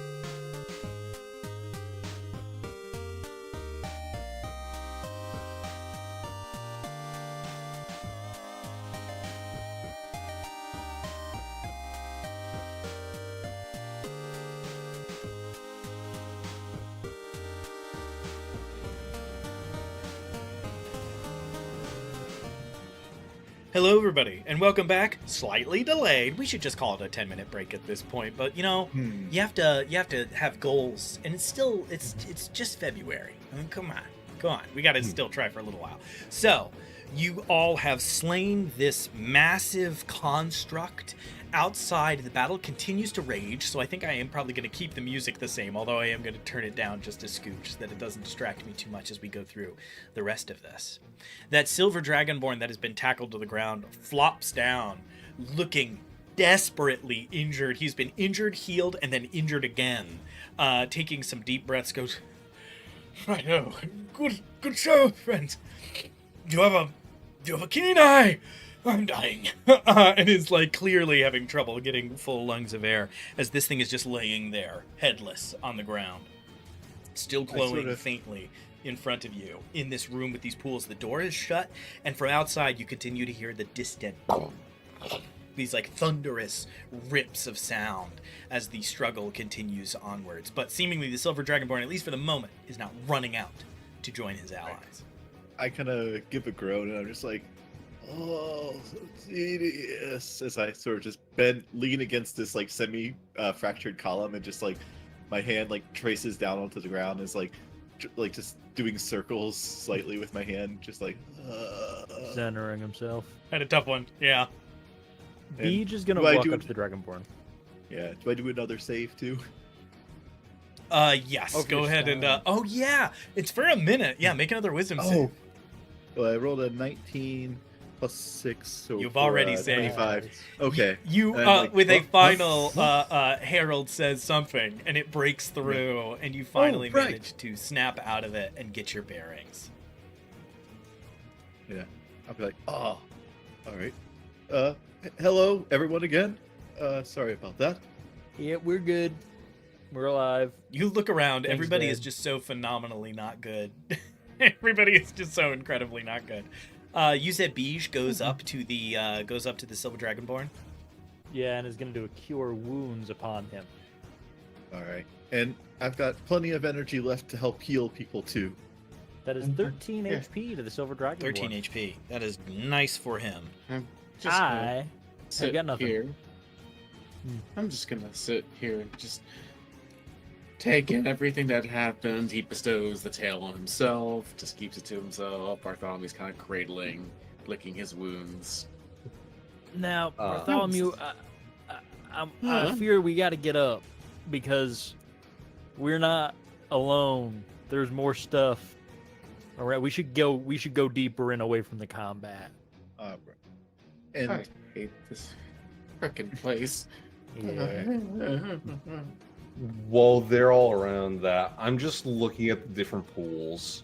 Just Yeah, seeing absolutely. You what's can go going ahead and on in each one. Yeah, go ahead and make a perception check as you start to peek around the pools. Anybody else, if there's anything in this room, anything on the creature, if there's anything you want to look at, just let me know. Like I said, it's covered in this writing that goes along with its sort of strange adult form. There's a lot of things sort of pulling your attention in many different directions. all right. That is a 13 plus 3, so a 16, 16. perception. Okay, cool. And then, Stefan, what was the result of your own roll? Yeah, I go up and I give 6 healing to the Dragonborn and 11 to Bartholomew, as I kind of like Awesome. bring some of that like death into life magic. Lemon, you're looking around and you finally spot a familiar sight among all of these portals. You watch each of them showing a different area, a different little cut-in somewhere. You see again that person sort of, I don't remember the term, ministering to a crowd. You see another one, again, that park. And then you see that some of the smaller pools shimmer every few minutes and show a new vision. And then finally, one of them shows something that you recognize. You see one of them flashes, and it shows Glint's Wake. And you see the dense, cramped, mostly underground sort of alleyways, and it is peering into a room that you would recognize. You've been in it probably quite rarely. It's the council chamber, where basically like the council of the city speak. And as it cuts to them, you realize that the water rippling at the edges, if you listen with a 16, which is just over that 15, you can hear what's happening in the room.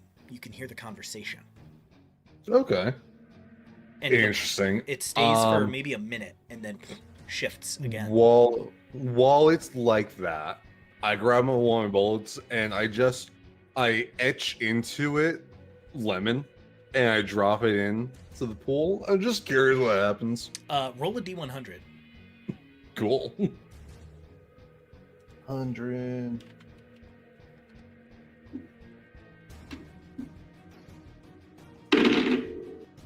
That is a 52. 52. Okay. I fear you're trying to use chronomancy divination magic. Unawares. You watch the stone as it touches the water. As the bullet touches the water, it glitches and vanishes. It definitely disappears, but it does not appear in the room that you dropped it in. Okay. And you don't know where it went. Fair enough. Check your pocket. Is it beyond my ear? That would be so funny. No, unfortunately, it seems to be lost to the tides of time somewhat, although you are not totally positive what exactly has happened. Harold is going to check the body. Okay, you Form? walk up to this like massive iron form. On the ground next to it, you see that already starting to get up to his feet. That Dragonborn goes, "Well, Corvain, am alive if anybody was curious. I'm rather curious myself." And takes out like a big magnifying glass out of his bag and starts looking at the runes on the back as you are looking on your own side. He is going to give you the help action. Nice. Harold is, I think, looking for weapons. Like, is there a big gauntlet he can put on that lets him do light whips? He doesn't know. And I'll cast guidance on you too, as I'm like, Nice. yeah, that thing is quite the mystery. If you're 20 feet tall, it had a gauntlet for you, but That is a plus the 21. 21. All right. That with a +1 goes pretty good. With Corvain's assistance, you take a closer look, and eventually you realize you see all these like intricate carvings. You're looking around, you don't see the hammer, and you're wondering how that's connected to it. And then finally, you feeling in around the top of where the head connected, and you see that it's pretty smooth, as if the helmet probably could have been removed. But obviously, there's nothing inside. But you feel a latch on the inside. I press the latch. You touch it, and the chest unlatches, and what seemed to be a seam pops open. You open these massive metal doors. They're extremely heavy. The torso of this creature is like 5 or 6 feet tall, which reminds me, I misdescribed this room as being 9 feet tall last time, when in my notes it was 19. So it's kind of tall, vaulted ceilings. My bad. As it does, a horrible smell fills your nose as you are sent back, and that sound becomes unbearably loud and is suddenly coming from a single creature in front of you. Make a wisdom saving throw. 13 plus 0. 13. That's a fail, but we'll get there in a minute. A few things happen in Oh, rapid. I'm on Beej. Never mind. Give me a second. Oh no. Are you going to take my cool thing again, brother? I'm going to hang up the call. 19. Yeah, you don't see anything. You don't get the cool thing. Get out of here. I wonder what happened there. I wonder what happened there. The door is opening. You feel, again, a memory coming on. Like, it doesn't feel like one's being forced upon you. You feel like a memory being drawn up, and then you manage to, like, push it down, and you do not experience whatever almost happens. As you look inside with the door open, you see a figure. They are bent and contorted, shriveled in a way that is very different from the others. This person just looks unfathomably malnourished and thin, and their body has been driven into these long spikes that are gently glowing blue, as if from inside. They are through their shoulders. There are a few through their abdomen, their legs, and their arms. You see an incredibly long, like, white, crumpled, crusted beard and hair. You see this, like, shriveled, desiccated, almost corpse in this chest of this creature. And then you realize that it is slowly taking a breath in, and then begins to sing the song that you were hearing from outside. Just slowly, almost just humming this, like, You guys seeing this? like he can't stop, and it's looking at you and blinking, What's in there? like eyes wide.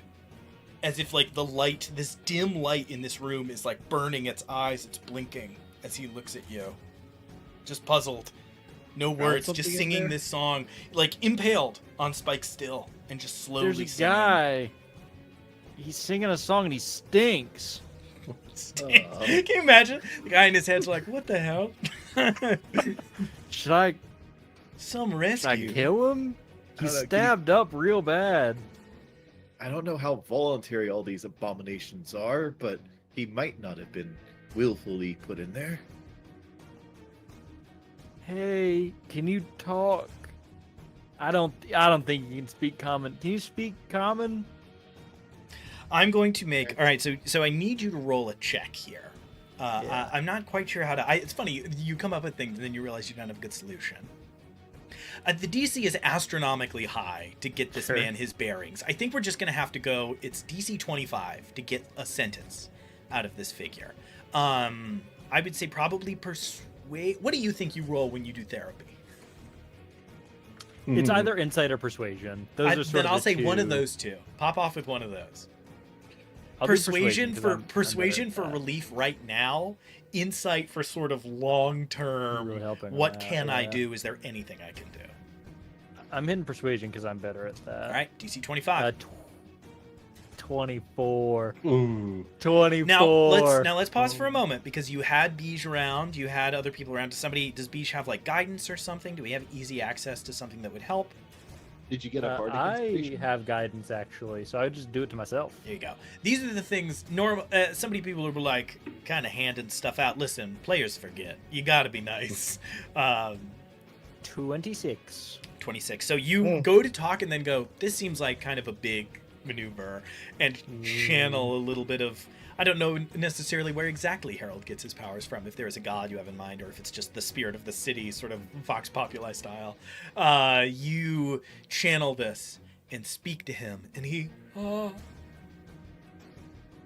like squints at you hard and twists his head to the side a little bit and starts speaking to you in a language that you do not speak. Very confused. And there's one word at the end that you recognize. Somewhere towards the end of the sentence, he says the word Pylordian, Oh, the which is the technocracy. incredibly... It's also the very ancient name for common. Mm. And so he says like, Pylordian, I say. Anybody speak ancient And he goes back to Pylordian? singing and like seems to kind of get hazy again as you don't even know. Because I know I don't. Hilver, you're good with languages. Yeah, so people could roll Oh. history checks and things like that. This would be knowing like a truly ancient language, but it's not impossible. Right, I got a...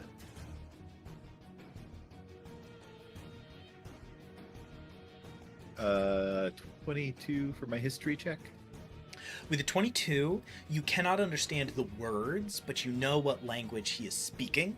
He is speaking the language of the Arcane Empire, which is on the far eastern coast of this place and was wiped away at the start of the Third Age, which is the age that we are living through now. At the start of the Fourth Age, which is the age that we are living through now. They, no one knows how, wiped themselves off the map. Their section of the continent basically self-destructed. Every powerful spellcaster among their number died. It was this famous devastation. That is why the world has changed so much in this time. He is speaking their language.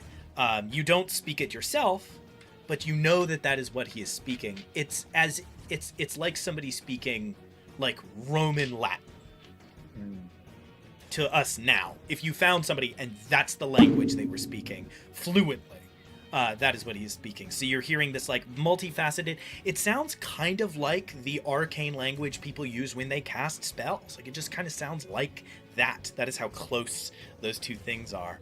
But you can't make out the words. All right. Yeah, so he's not from like the Deathwoken primacy, because if he's from the Arcane Empire, that's like way a ways from here. I mean, they would have been sort of enemies, so I could see him as like a prisoner of war.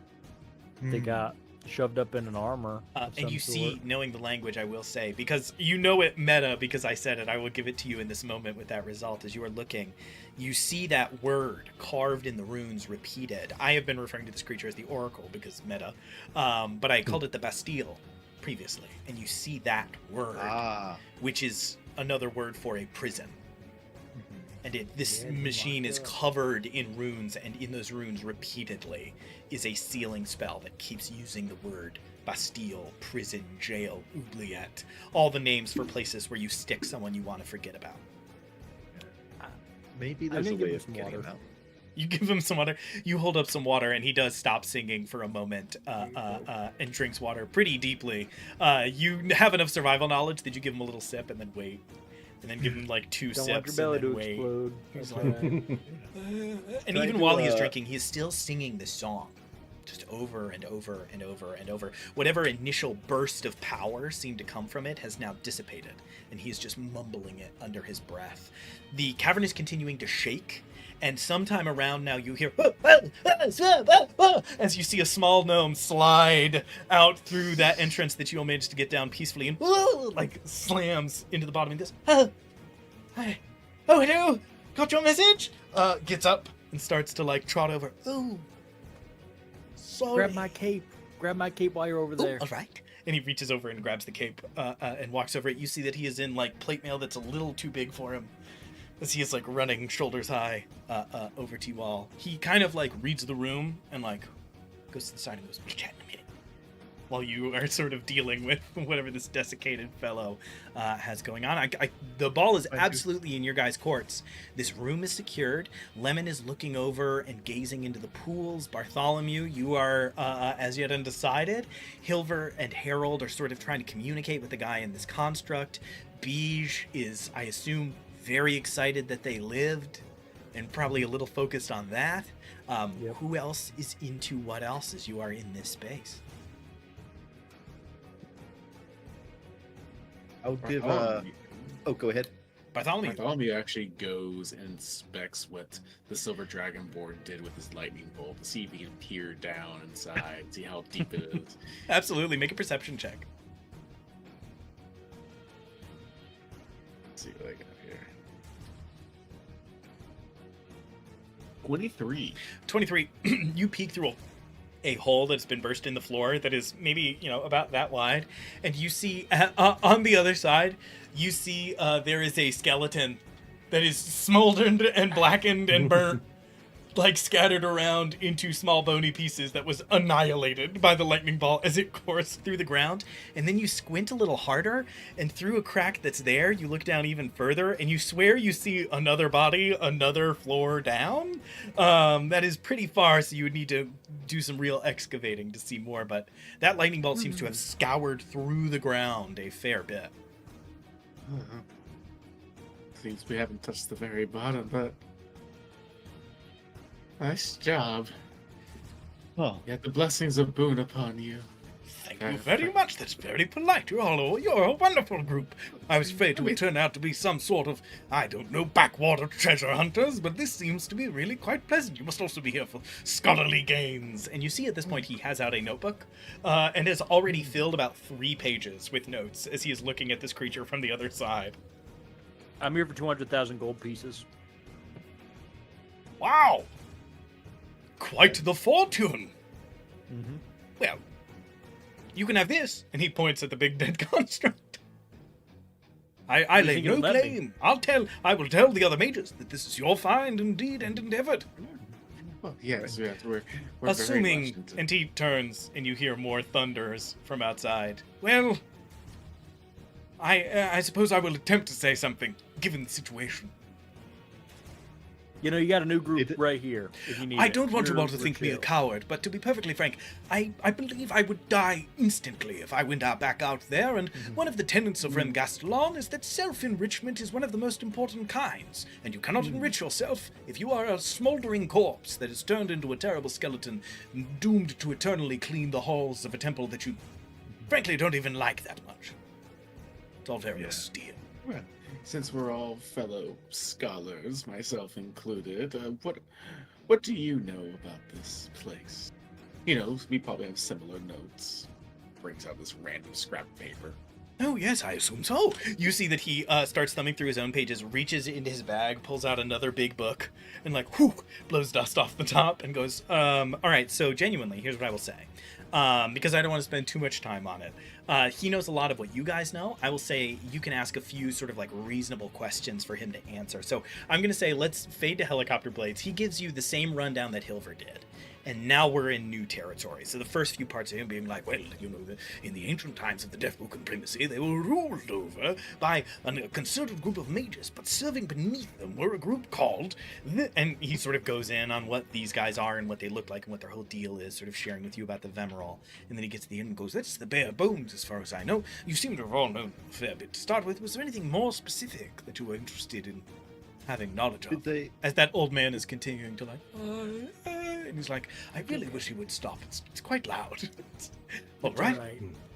Did they have any sort of pantheon that they followed, or were they rather against that too? Flipping through a few more pages, he goes, well, it would seem that they worshipped some version of the great deity Respis, one of the prime three, those that are the most difficult to communicate with. But because communication with it was impossible, they believed in an entire legion of sort of the many aspects of death. Each of them they believed to be a different spirit. And so essentially they worshipped the Reaper of Accidents, and the Reaper of Incidents, and the Reaper of Disease, each of them carrying a different facet of death to them. They believed that there was some interplay between the two. Did I do a religion or history check on that? Let's see if Yeah, DC would be ridiculously high, but you can totally go for that. Make a religion or a history check, Bartholomew, and see what comes to mind as he is speaking about this, truly ancient deities. You would all know the primacy was destroyed thousands of years ago. As that scale of history happens, we see everybody's eyes slowly turn back to that very old, sort of desiccated man in his coffin from the ancient Arcane Empire. Bartholomew, what was the result? you don't need to know. Oh, natural one. It's a dirty one. No. Negative a 2, negative 1. Bartholomew just nods and just yeah. He remembers it to use later. Bartholomew, you just file away. Gonna ask about that. Gonna try to get some beats on that. He's still answering prayers. He's gonna ask later on. We'll move on, but ask about maybe any relics. Okay, great. But yeah, so you comb through your mind, Bartholomew. Nothing. And you would know it's just, you're talking about ancient history that has been purposefully destroyed by the Lophilum Empire to the best of their ability. He says, did you have any other questions? Maybe, perhaps 1 or 2 seems to be the right number to get for helping me in this combat. I'll go, what's your group? What are they, what are they really looking for here? Ah, dear Lemon. I'm going to roll a check to see if he is on the in-crowd enough to know what they are here for. He is not the most charismatic individual. Okay. We're going to give it a roll and we're going to see what happens. All right. With a 12, I think that he knows a little bit. He'll say, well, in general, we are here to do research and try to find out any sort of key defining details of what it is that kept this place running. But more specifically, somewhere here, there is a grand archive. And as far as I'm concerned, we are here for everything in it, to try to bring as many books back as possible. We've been requisitioned a number of bags of holding in the hopes that we can bring some, and everybody has prepared Tensor's floating disc to carry out that which does not fit in the bags. However, the head of our expedition seems to have a more particular purpose in mind. This is between you and I, of course, but he's been strangely driven, not lenient to asking questions, and, to be perfectly frank, not involved in planning meetings. He seems to be having his own private meetings with his own council, and so we have, some of us junior advocates have begun to wonder what strange treasures may be found in the belly of this place. I believe also, however, that they were under the impression that it would be unguarded and inert, so I hope they're alive. He's a perfectly fine boss. Really. Alright, A little private, but I suppose you kind of have to be in this business. fair enough. A little info for info, I suppose. It's fun interpersonal question. I give him one of the charcoals that I took of the rooms before. Ooh, he takes a look and starts to sort of pour over it. If you want a charcoal over or something. You see that he just Do that immediately back. starts to look at it and starts to like hand transcribe the runes over onto a page of his notebook. You can't ask him another question. He fully tunes you all out as he gets this and goes, "Oh my goodness!" I think we can. I'll try and take a look at this prisoner here, maybe, and see if we can get him out of these rune encasements. If you want. What? Oh, I don't was do. talking to the I group don't in do any general. The medicine. group? And he goes back. Yeah. Yeah. So I'll yeah, do I'll it. help. I'll help with that. Oh, but my question, have you heard, in old tomes or novels, etc., if there's like a really cool weapon, like a sword, perhaps that somebody could get here? Old Interesting. legends of like a cool sword? Well, and I'm gonna roll a history check for this. Because I'm tired of not having... Guys, I'm going to be so honest. I'm tired of not having a magic weapon. This is like the third guy that I've fought that I needed a magic weapon. So there are a number of tales. Obviously, the most famous are the actual weapons of the Vemerald themselves. Ancient blades from the time before even the primacy. I assume whatever was that sword, those sword, hammer, and bow, does not simply have been replaced. Must have some sort of great and terrible magical powers that make them irreplaceable by more modern, conventional blades. Beyond that, they killed a number of people who they then would have called mages, but by the definition of the Vemerald, dear Herald, you would have been a mage. You can cast spells. Harold glows in glee, thinking back to that wizard traveler that he wanted to become, and it's like, yes, yeah, I feel it. Actually, in an incredible turn of events, I think almost every single member of your party would have been considered a mage, minus dear Mr. Hilver. Hilver, I am afraid you would have been considered somebody with a potential talent for the magical, although Abomination. I watched you punch a man so hard that he healed back up, and I'm really not sure what happened there. It seems really poorly described by the mechanics. But everybody else would have been considered a mage, so there are many tales of great champions that they felled, some of which bore swords and great swords and glaives and maces and all sorts of interesting things. So I suppose if you keep your eye out for a trophy or trophy room or maybe. similar accoutrement, although apparently, and he sort of peers over the edge, maybe look inside of any giant iron maidens with legs and arms. Who knows? Maybe you'll find something in there. Yeah. Those daggers that we got from the cleaning crew, they're supposed to go back to the armory, right? So if we can find like a way of like casting how to relocate like it, we could a hone in locate on the object. armory. Oh, certainly a find Yeah. object spell would be a perfect match. I, of course, unfortunately do not know any evocation myself. I like to blow things up and keep them that way. Anywho, I'm going to go back to transcribing runes. And he looks back down and goes back to what he's doing. You all, however, pivot to taking a look at this man that is trapped in this great and terrible suit of armor. What do you do? I will give him a hand of healing first before the operation. Okay, you give him a hand of healing. How much HP do you restore? Oops, that's the hand of harm. No. You kill him on the He spot. dies. Mercy kill. He dies. He's dead. Healing. He's dead. No, okay. 8 points of healing. You give him this 8 points of healing, and it starts to he blinks a little bit. His skin starts to fill out a little bit. You can't cure how skinny he is, but the malnutrition symptoms start to vanish, and then you watch some of the lights on the mech start to flash and glow a little bit and tremble as you are healing him, and he and it drains back out of him and puts him back in this vegetative state, and he goes back to Okay. singing. All right, I'll definitely do a medicine check then to see if All right. I can Yes. perform the operation to remove him. So, I will be candid. There are a series of results that you can get by attempting to yank him out of here. It will be a medicine check to whoever does it.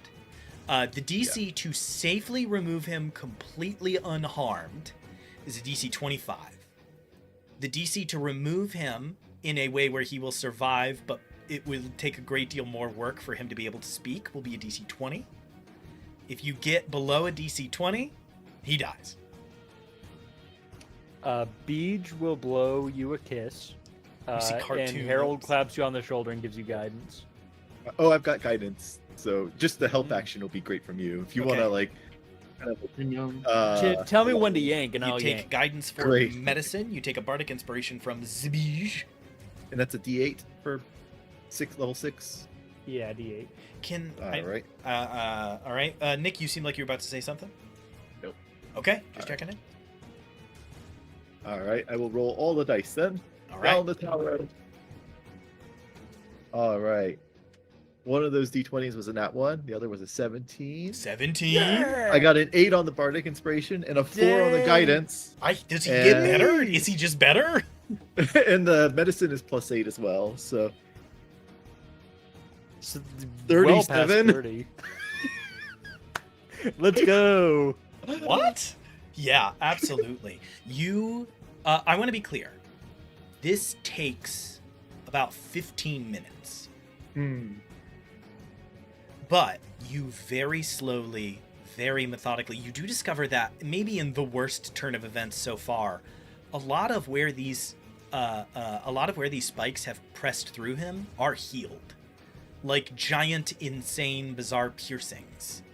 You manage to pull him off. Some of them are healed, some of them aren't. The ones that got through his abdomen mostly aren't, and so you're having to keep him alive while also pulling him free. Thankfully, there's magical healing whirling around, and so we are in a realm of fantasy, and so even though as lungs deflate and like ribs go at odd angles, you can grab them and form a little bit of healing, as Harold can also sort of cantrip level stabilize and keep him at least coherent until eventually you pull him up out of the something really funny is about to happen. As you pull him up out, as he finally slides off, all of the lights completely dim on the mech. It falls apart and the metal falls down to the ground, and a gigantic hammer thump, appears and thunk falls on the ground with a cacophonous. Hey, grab that. Spencer, as you grab that, you feel that right now it's too big for you to hold, but you get the sense that if you attune to it, it seems like Okay. something you could attune to, and it will probably change. This is a Nice. weapon for a large creature, and so you can. I don't know if there are rules for that, but it would be a little bit out of your Probably. reach somewhat. Probably roll with disadvantage. three-handed weapon. I literally don't know. As you get a three-handed weapon, that's funny. As you get him free and pull him out, he like a little exhale of air. You see actual dust come out as he exhales, and he stops singing and continues to speak this language that you don't understand. He is 60 pounds, maybe 50. In your hands, he is just effortless to pick up and hold and swivel around. He is also completely naked. You see in the bottom of the of this thing, there is like dusty leavings of his clothes that have completely disintegrated with the movement of time. I'll give him some of the scraps from the that we sort of those medium armor pieces, I guess, that we had pulled off of the invisible stalker guys. Yeah, you give him. Harold you give him has some breeches. traveling clothes, so he does that first, and then he Oh. can put the armor on You, him. Bartholomew throws on some extra stuff for armor, gives him maybe a weapon or so if he can hold it He in can't. the bag of holding. But He you, can't. by the end, this dude is like bundled up like a little kid going out to play at Yeah. recess. Like he is completely covered in clothes, and it's like you hear him keep repeating a word that you're pretty sure is probably the arcane empire word for cozy. As you look over, he, however, as you are pulling him away, points at the hand of the mech and goes, "Oh,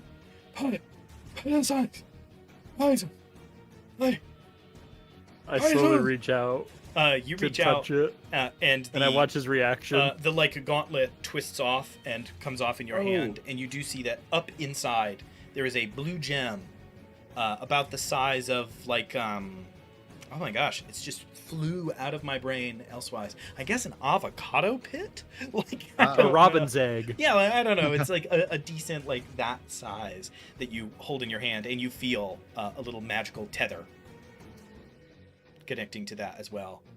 And he looks at it and like falls back. You just get the sense that being connected to it to so long, he could feel where like his magic was going, and that was one of the places he could feel. All right, and I give him, now that he's extracted from it, I give him 9 points of Hand of Healing. I think And it does. Go ahead. Oh, and it does cure any like blind, poison, deafened, or what was the other thing? Does it cure The sense condition. a very long term of lonely? Does it No, blinded, deafened, paralyzed, poisoned, or stunned. It cures. That's I'll it. tell you what, I think with stunned gotten rid of, I do think his head maybe clears a little bit. A lot of Okay. these wounds that have now healed over now also seal. Clearly, he's going to need a lot more before his whole skeletal-muscular system is going to work the way it is supposed to. But he's a little bit more clear and like blinking a little bit of his own vision back, looking just unbelievably confused at you all, like looking at your clothes and at Harold's armor, and is continuing to like speak to you.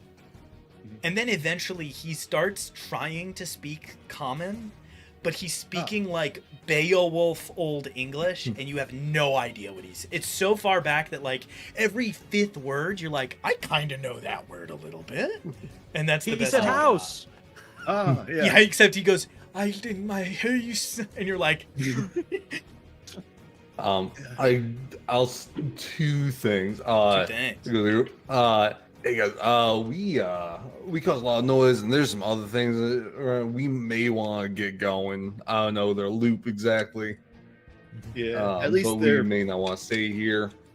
And second, I try and speak Elvish to them.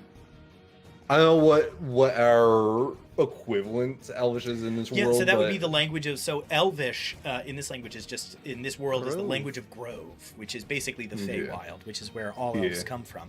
I'm I know going it's an to... older language, so I'm going to roll a luck check. That is pretty important. Oh wait, Great I idea, shouldn't though. roll this. DMs shouldn't roll important luck checks. Stefan already took a luck check today. Michael, it was your idea. Go ahead and roll me a luck check. I'm going to say this dude, ancient, clearly had something going on with magic before that. I'm going to say 11 to 20, right? That's what we want. that was a 14. 14. He perks up, and his Elvish isn't quite as good as yours. It's a little bit more broken, but he's managing to get just enough out that you can understand the edges of it. He speaks like, "Who are you? Strange men with your loud sticks. What age is it? What are you? What is it?" And he like is reaching, and you've discovered that when you thought Harold kept thinking he was like reaching for like an embrace, he was reaching for the guns. Like he wanted to touch one. He The wanted hell to is see what this? they were. And he's like, I gave him so many hugs. I'll speak back to I'll let him touch my gun. And Sorry. with these, it's you watch as you are speaking with these like incredibly feeble hands. I'm gonna roll. You watch as a millisecond later he has like the cylinder out and fully detached and is like holding it in his other hand and like twist, and like the barrel comes off the end, and he's like, oh, and like very quickly starts to fully like be able to disassemble and reassemble parts of the gun, and you're like, ooh, as he like very quickly is able to interact with this. What did you want to say?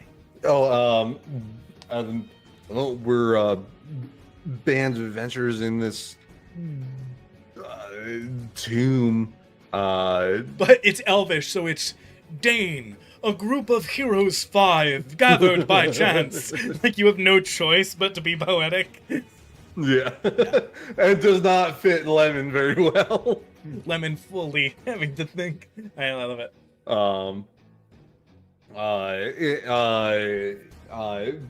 We're just looking to kind of conquer this area. The age. What do we do for eras? The years.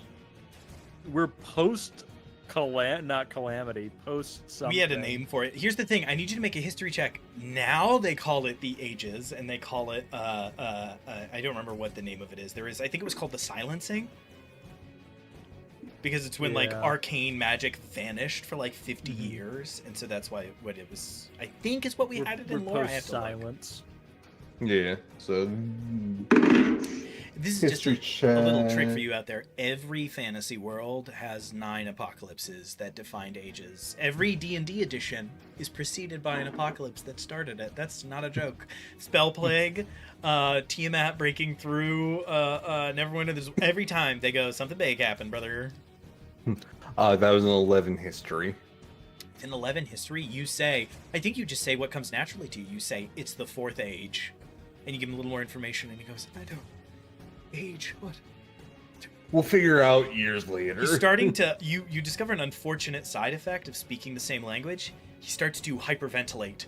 And he doesn't understand you, and he doesn't understand your weapon, and then you say the 4th age, and he is starting to spiral. And like... Yeah. and you watch him like Yeah. starting to kind of get a little not so lucid as he is trying to take this in and is coming to the conclusion that is awful and true. Yeah, I motion. All right, get on my back. And I just say safety. All right, wing as you like pick him up. And I'll try speaking some Elvish to him too. It's like, forlorn prisoner bound in hard steel. Tell us something about your fond memories from whence you were raised, reared, and guided through your early life to before this world, cruel world. Holding a thin arm overhead, he starts to speak in Elvish this like long poem about the beauties of his life that I don't think everybody can understand. The camera cuts away and we see Corvain and the gnome, and the gnome's like, "Did they save your life?" And Corvain goes, "Yeah, yep." He goes, "Ah, I think we should probably," and he's like, "Probably just stick together, yeah, for sure." "Do they know that man?" "I have no idea. They've been talking to him for 30 minutes. I don't understand him very well." And they're just having a whole little side. What's going Did the on? robot come down too? Beige is standing next to them and is like, I don't know either, actually. Like, it's just Beige and the 2 aides just being like, what's going on right now? All right, yeah. So literally, so he actually does begin to speak. He goes, I am Zadiak, seer of far places and teller of fortunes. In an age past, kings, queens, emperors would come to me for my tutelage and age. But not all prophecies fall on ears ready to hear them. Consequences come. We knock upon your door. Sorry, you said a happy tale. In the year 431, and he goes on this like long story as you're all looking around for exits, and tells a pretty amusing tale about a time that he told a fortune that like kind of a Love Actually style, where he'd said it and a bunch of people panicked, but then everything was all right in the end. Kind of a one of those. Tragic What are comedy. you guys doing as this chaos continues to fire off outside? I will say, sometime in this would have suddenly heard the noise outside multiply exponentially, and it occurs to you that the ship, the actual caravan, has probably arrived. And you begin to hear twice as much noise. You hear the distinctive that sound ship down of in that here? cannon. No, not like the big ships. But you remember that guy with the Model T looking car with a okay. ship's cannon mounted on the back? You hear a loud like a loud cannon fire, and you get the sense that the rest of the cavalry has arrived outside. All right, we got to get out of here. Let's go a bit deeper, just so we can avoid the patrols. Find a room that doesn't look like it's being used. Lock up and go to bed. I want to go help the people with the cannons. There's no way. I can't do anything at this point. Let's go lay. We gotta lay down. Okay. I'll use my last focus point to heal Bartholomew some more too. Okay, cool. All right, keeping on top of everybody's health, deciding that you need to move on. 12 hit points. I'm gonna ask. We can keep going for just a spare minute here until we find where we're headed, or we can wrap up here.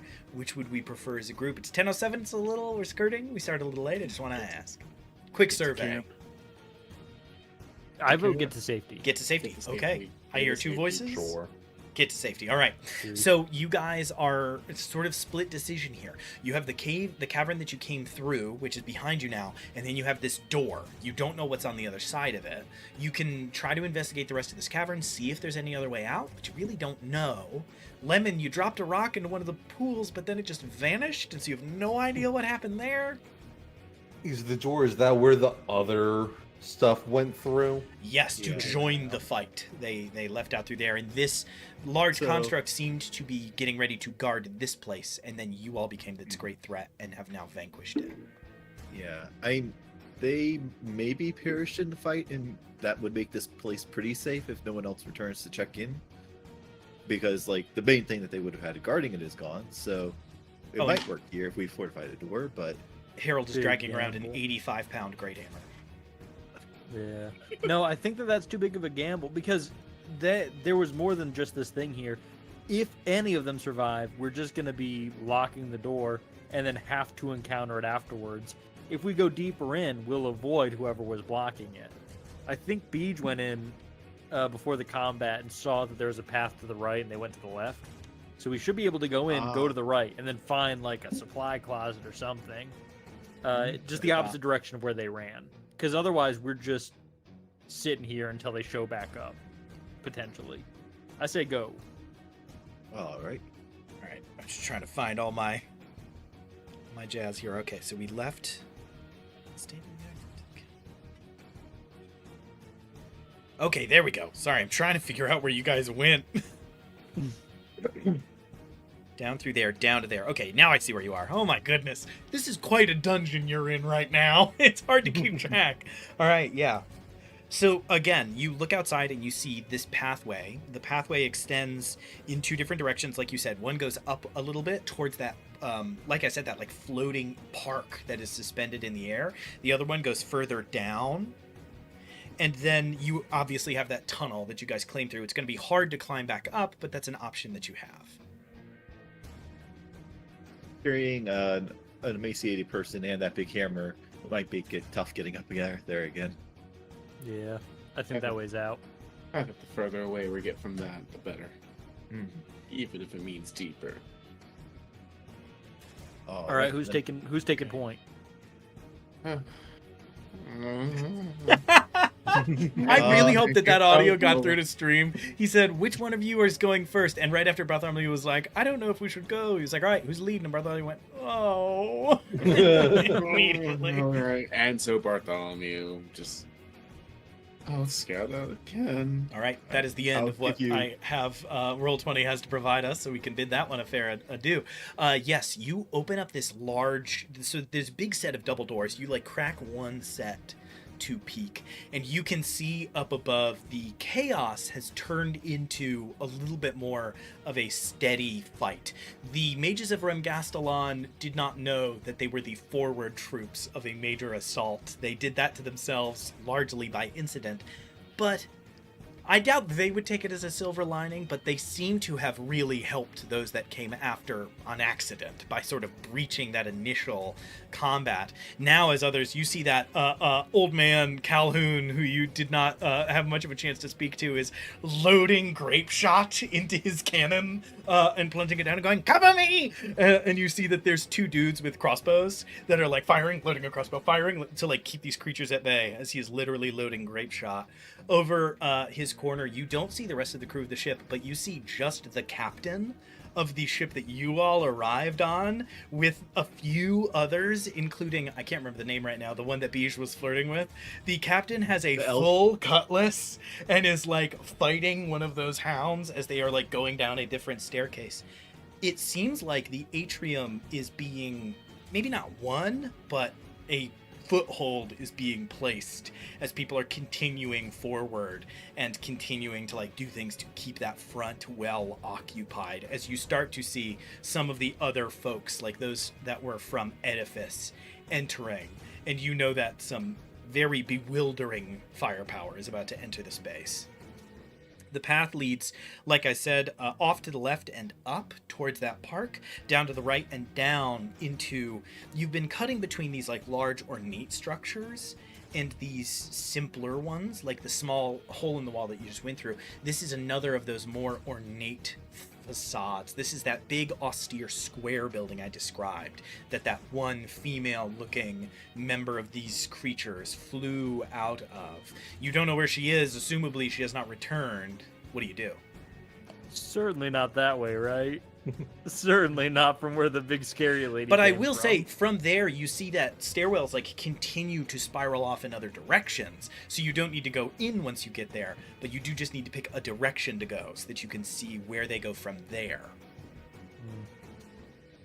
Because your vision is Alright. being blocked by other towers and more of these like floating islands, some of them chained, others just floating and like bobbing a little bit up and down in whatever invisible breeze is filling the space. All right, if we move quick and we go down those staircases, we can just choose a random one and get away from where the scary lady came from. Agreed. I can try to scout ahead at least one of those routes. Okay? All right, And I'll take goes up the for rear. stealth. All right, and I'll cast guidance on Bartholomew for his stealth. Absolutely. Bartholomew, make that stealth check to just sort of try to keep ahead of everybody and keep them from running into, if not an ambush, then a just traveling group of foes. Nat 20. Nat 20, love to see it. All right, Nat 20 for, I'm sure, like a 39 after all of bonuses and stuff. You very quickly manage to make your way down and around. Everybody's about to move. You pause, and that same creature, like, screams up out of the chasm back into that building, and the door slams. And then you quickly go in front of the building to see what other ways you can go. From the front, you see, more writing up top, and the man that you are carrying, this incredibly wizened old man who you now know is Zeriak, starts to babble louder as you get closer to that building in a not good, terrified way, like as if he's trying to keep you from going in that direction. Harold goes, nailed it. I watched Yeah. Spencer go, well. As you go down, you see that, again, more paths open up. Off to the right, there is another of those just holes in the wall that seems to go into these like strange tunnel systems. Also over that way, there is a sort of sweeping pathway that follows the wall and goes off into like a little corner. It is the first building that looks to be like a full building people are supposed to go into, but doesn't have like a fancy facade. It has a door, it's not like the holes in the wall, but it doesn't have the same sort of, I keep saying austere, I've said it like 50 times. It's not even the word I mean. The same presentational sort of energy to it. And then there is one more path that takes you down to this like large spiraling tower that is carved out of the stone. So there's a tower, a hole in the wall, and this kind of sequestered off building. The hole in the wall, or maybe the sequestered building might be good. At least with the more sentient living people being dead, the building might actually be empty except for skeletons. I vote building because best case, nobody's in there, we get to keep it. Worst case, there are some enemies in there, and we get to kill them and take this area for the home front. The hole in the wall won't be, tactically advantageous. And so are you later talking on. about that spiraling tower, or are you talking about that smaller... the building, the small building? Okay. So As we have... much as it's, Go ahead. as much as I would like to hide, and I agree, the tunnels, we don't know what will come out. Let's go to the building. Okay. I'll lead again. Bartholomew, tears in his eyes. You all have to take a brief, somewhat terrifying run. You get up to the edge of where you can like sneak behind railings and stuff, and you need to just run across the open expanse at the front of that building that woman just flew into. There's like 60 feet that you have to just cross by running. There is no other option. And so I will say I need a group stealth check for that.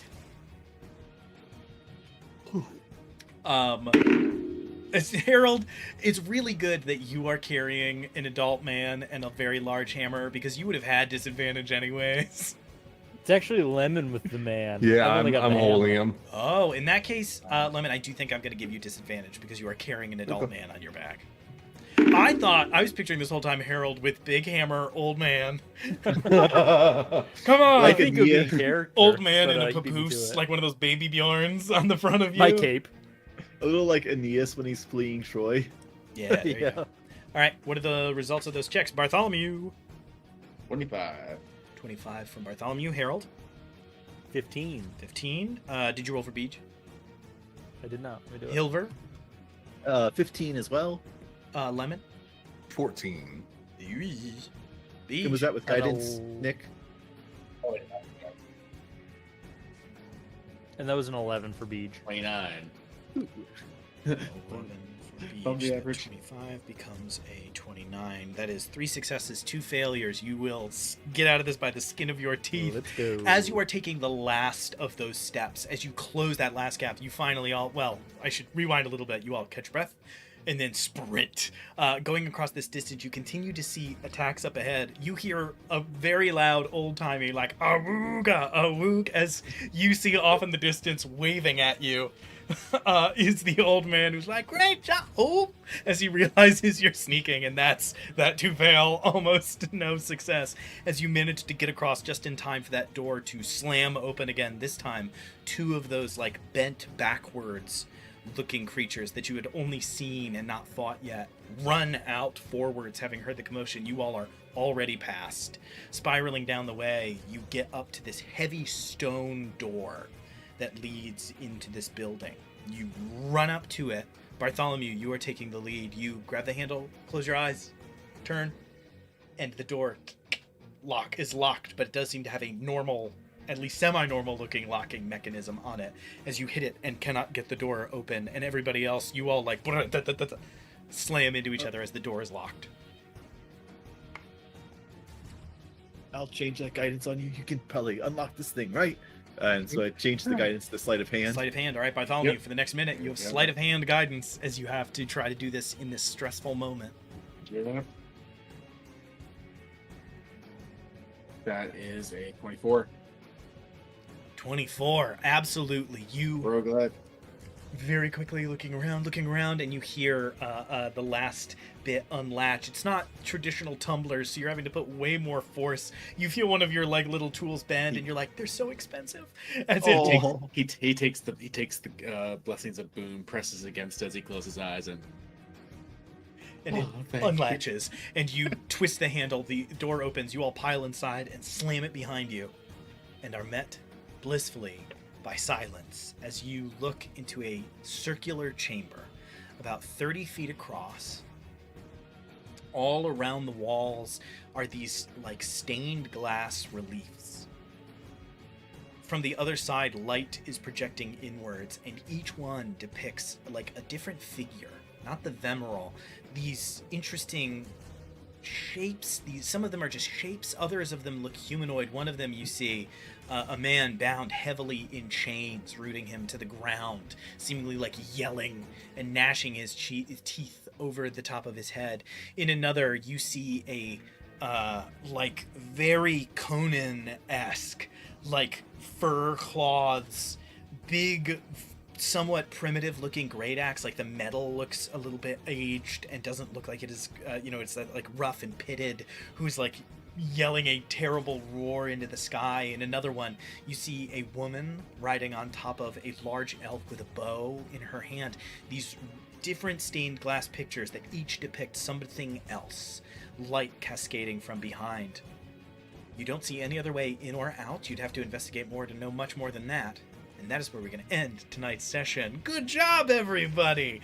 Thank you all so much for watching. This was a boatload of fun. You critted my bad guy 4 times, and I didn't get to use a bunch of his cool stuff. Maybe at some point we'll talk about this. I've long advocated, even if it's just us talking to each other and no one watches, I would like the Party Makes Things Worse podcast edition where we talk about our own show at some point, because the Oracle had some pretty gnarly abilities that we could chat out. But you can catch 3 streams here on Foolhardy Press. They are on Sundays, Mondays, and Tuesdays. They all start at 7:30. Sometimes we have little delays like this, little technological issues. We're all across different states and have chaotic schedules. So if when you first grab on, we have a little bit of a snap, just wait a minute. Turn the volume up. We'll be on any minute after you get started. Although normally, I will say, we are pretty on time, so it shouldn't be a huge problem. Sundays, you can catch Game Masters, Masters of Games, where Spencer, Michael, and I play games that we feel we've already mastered or need to. We're trying to speed run to the end of Baldur's Gate 3 because we've been playing that game for way too long, and so you can watch us skip every important quest. Shadowheart just permanently left our group because we just ignored her the entire time. On Mondays, you can catch The Party Makes Things Worse, which is what you're watching right now. We are 7 episodes into the Song of the Reliquary. Things are picking up fast, and now the race to the riches or strangeness that is down below is really starting to pick up, although the mystery of who are the Vemeral and what is this place and what are these creatures that you keep encountering has been getting stranger and stranger at every new turn. And then on Tuesdays you can catch DM Writer's Room, where right now Spencer, Michael, and I are trying to make a Forged in the Dark RPG, riffing on the Blades in the Dark system. We are trying to take a look at Spencer's dedication to cool movies with cool cutaways and try to figure out how to mechanize those in a way that's a little bit more you in control than just describing how you sort of found yourself in a prime situation. We're pretty excited for that. You can also check us out on YouTube and TikTok. Spencer's doing a lot of fun stuff on YouTube, and we have some new videos coming up that I'm pretty excited about. I think we have some pretty cool ideas, and maybe first longer form video coming up here in a minute. We've been working on that one for a long time, and it's still probably going to be in the works for a while, so I am sorry. This is a little bit of an early preview for that. Also, you can catch us out on itch.io, where you can pick up The Last Thanksgiving, a turkey-tinged tale of vengeance, where you try to prevent where you try to make this Thanksgiving the last one by killing the farmer of the farm that you are horribly imprisoned upon. And on DriveThruRPG, you can catch The Lich's Dollhouse, our first ever D&D adventure. It's a level 1 adventure just to get you introduced. It's a short, easy, fun dungeon at a reasonable price. I think it's a lot of fun, and it comes with a couple of monsters. I think there's a magic item in there. We worked on that quite a while ago, so some of those memories are a little shaky. Thank you all so much for watching. Please catch us next time. Peace out. Woo! Like and subscribe. Hit the bell. Whatever else. Bye.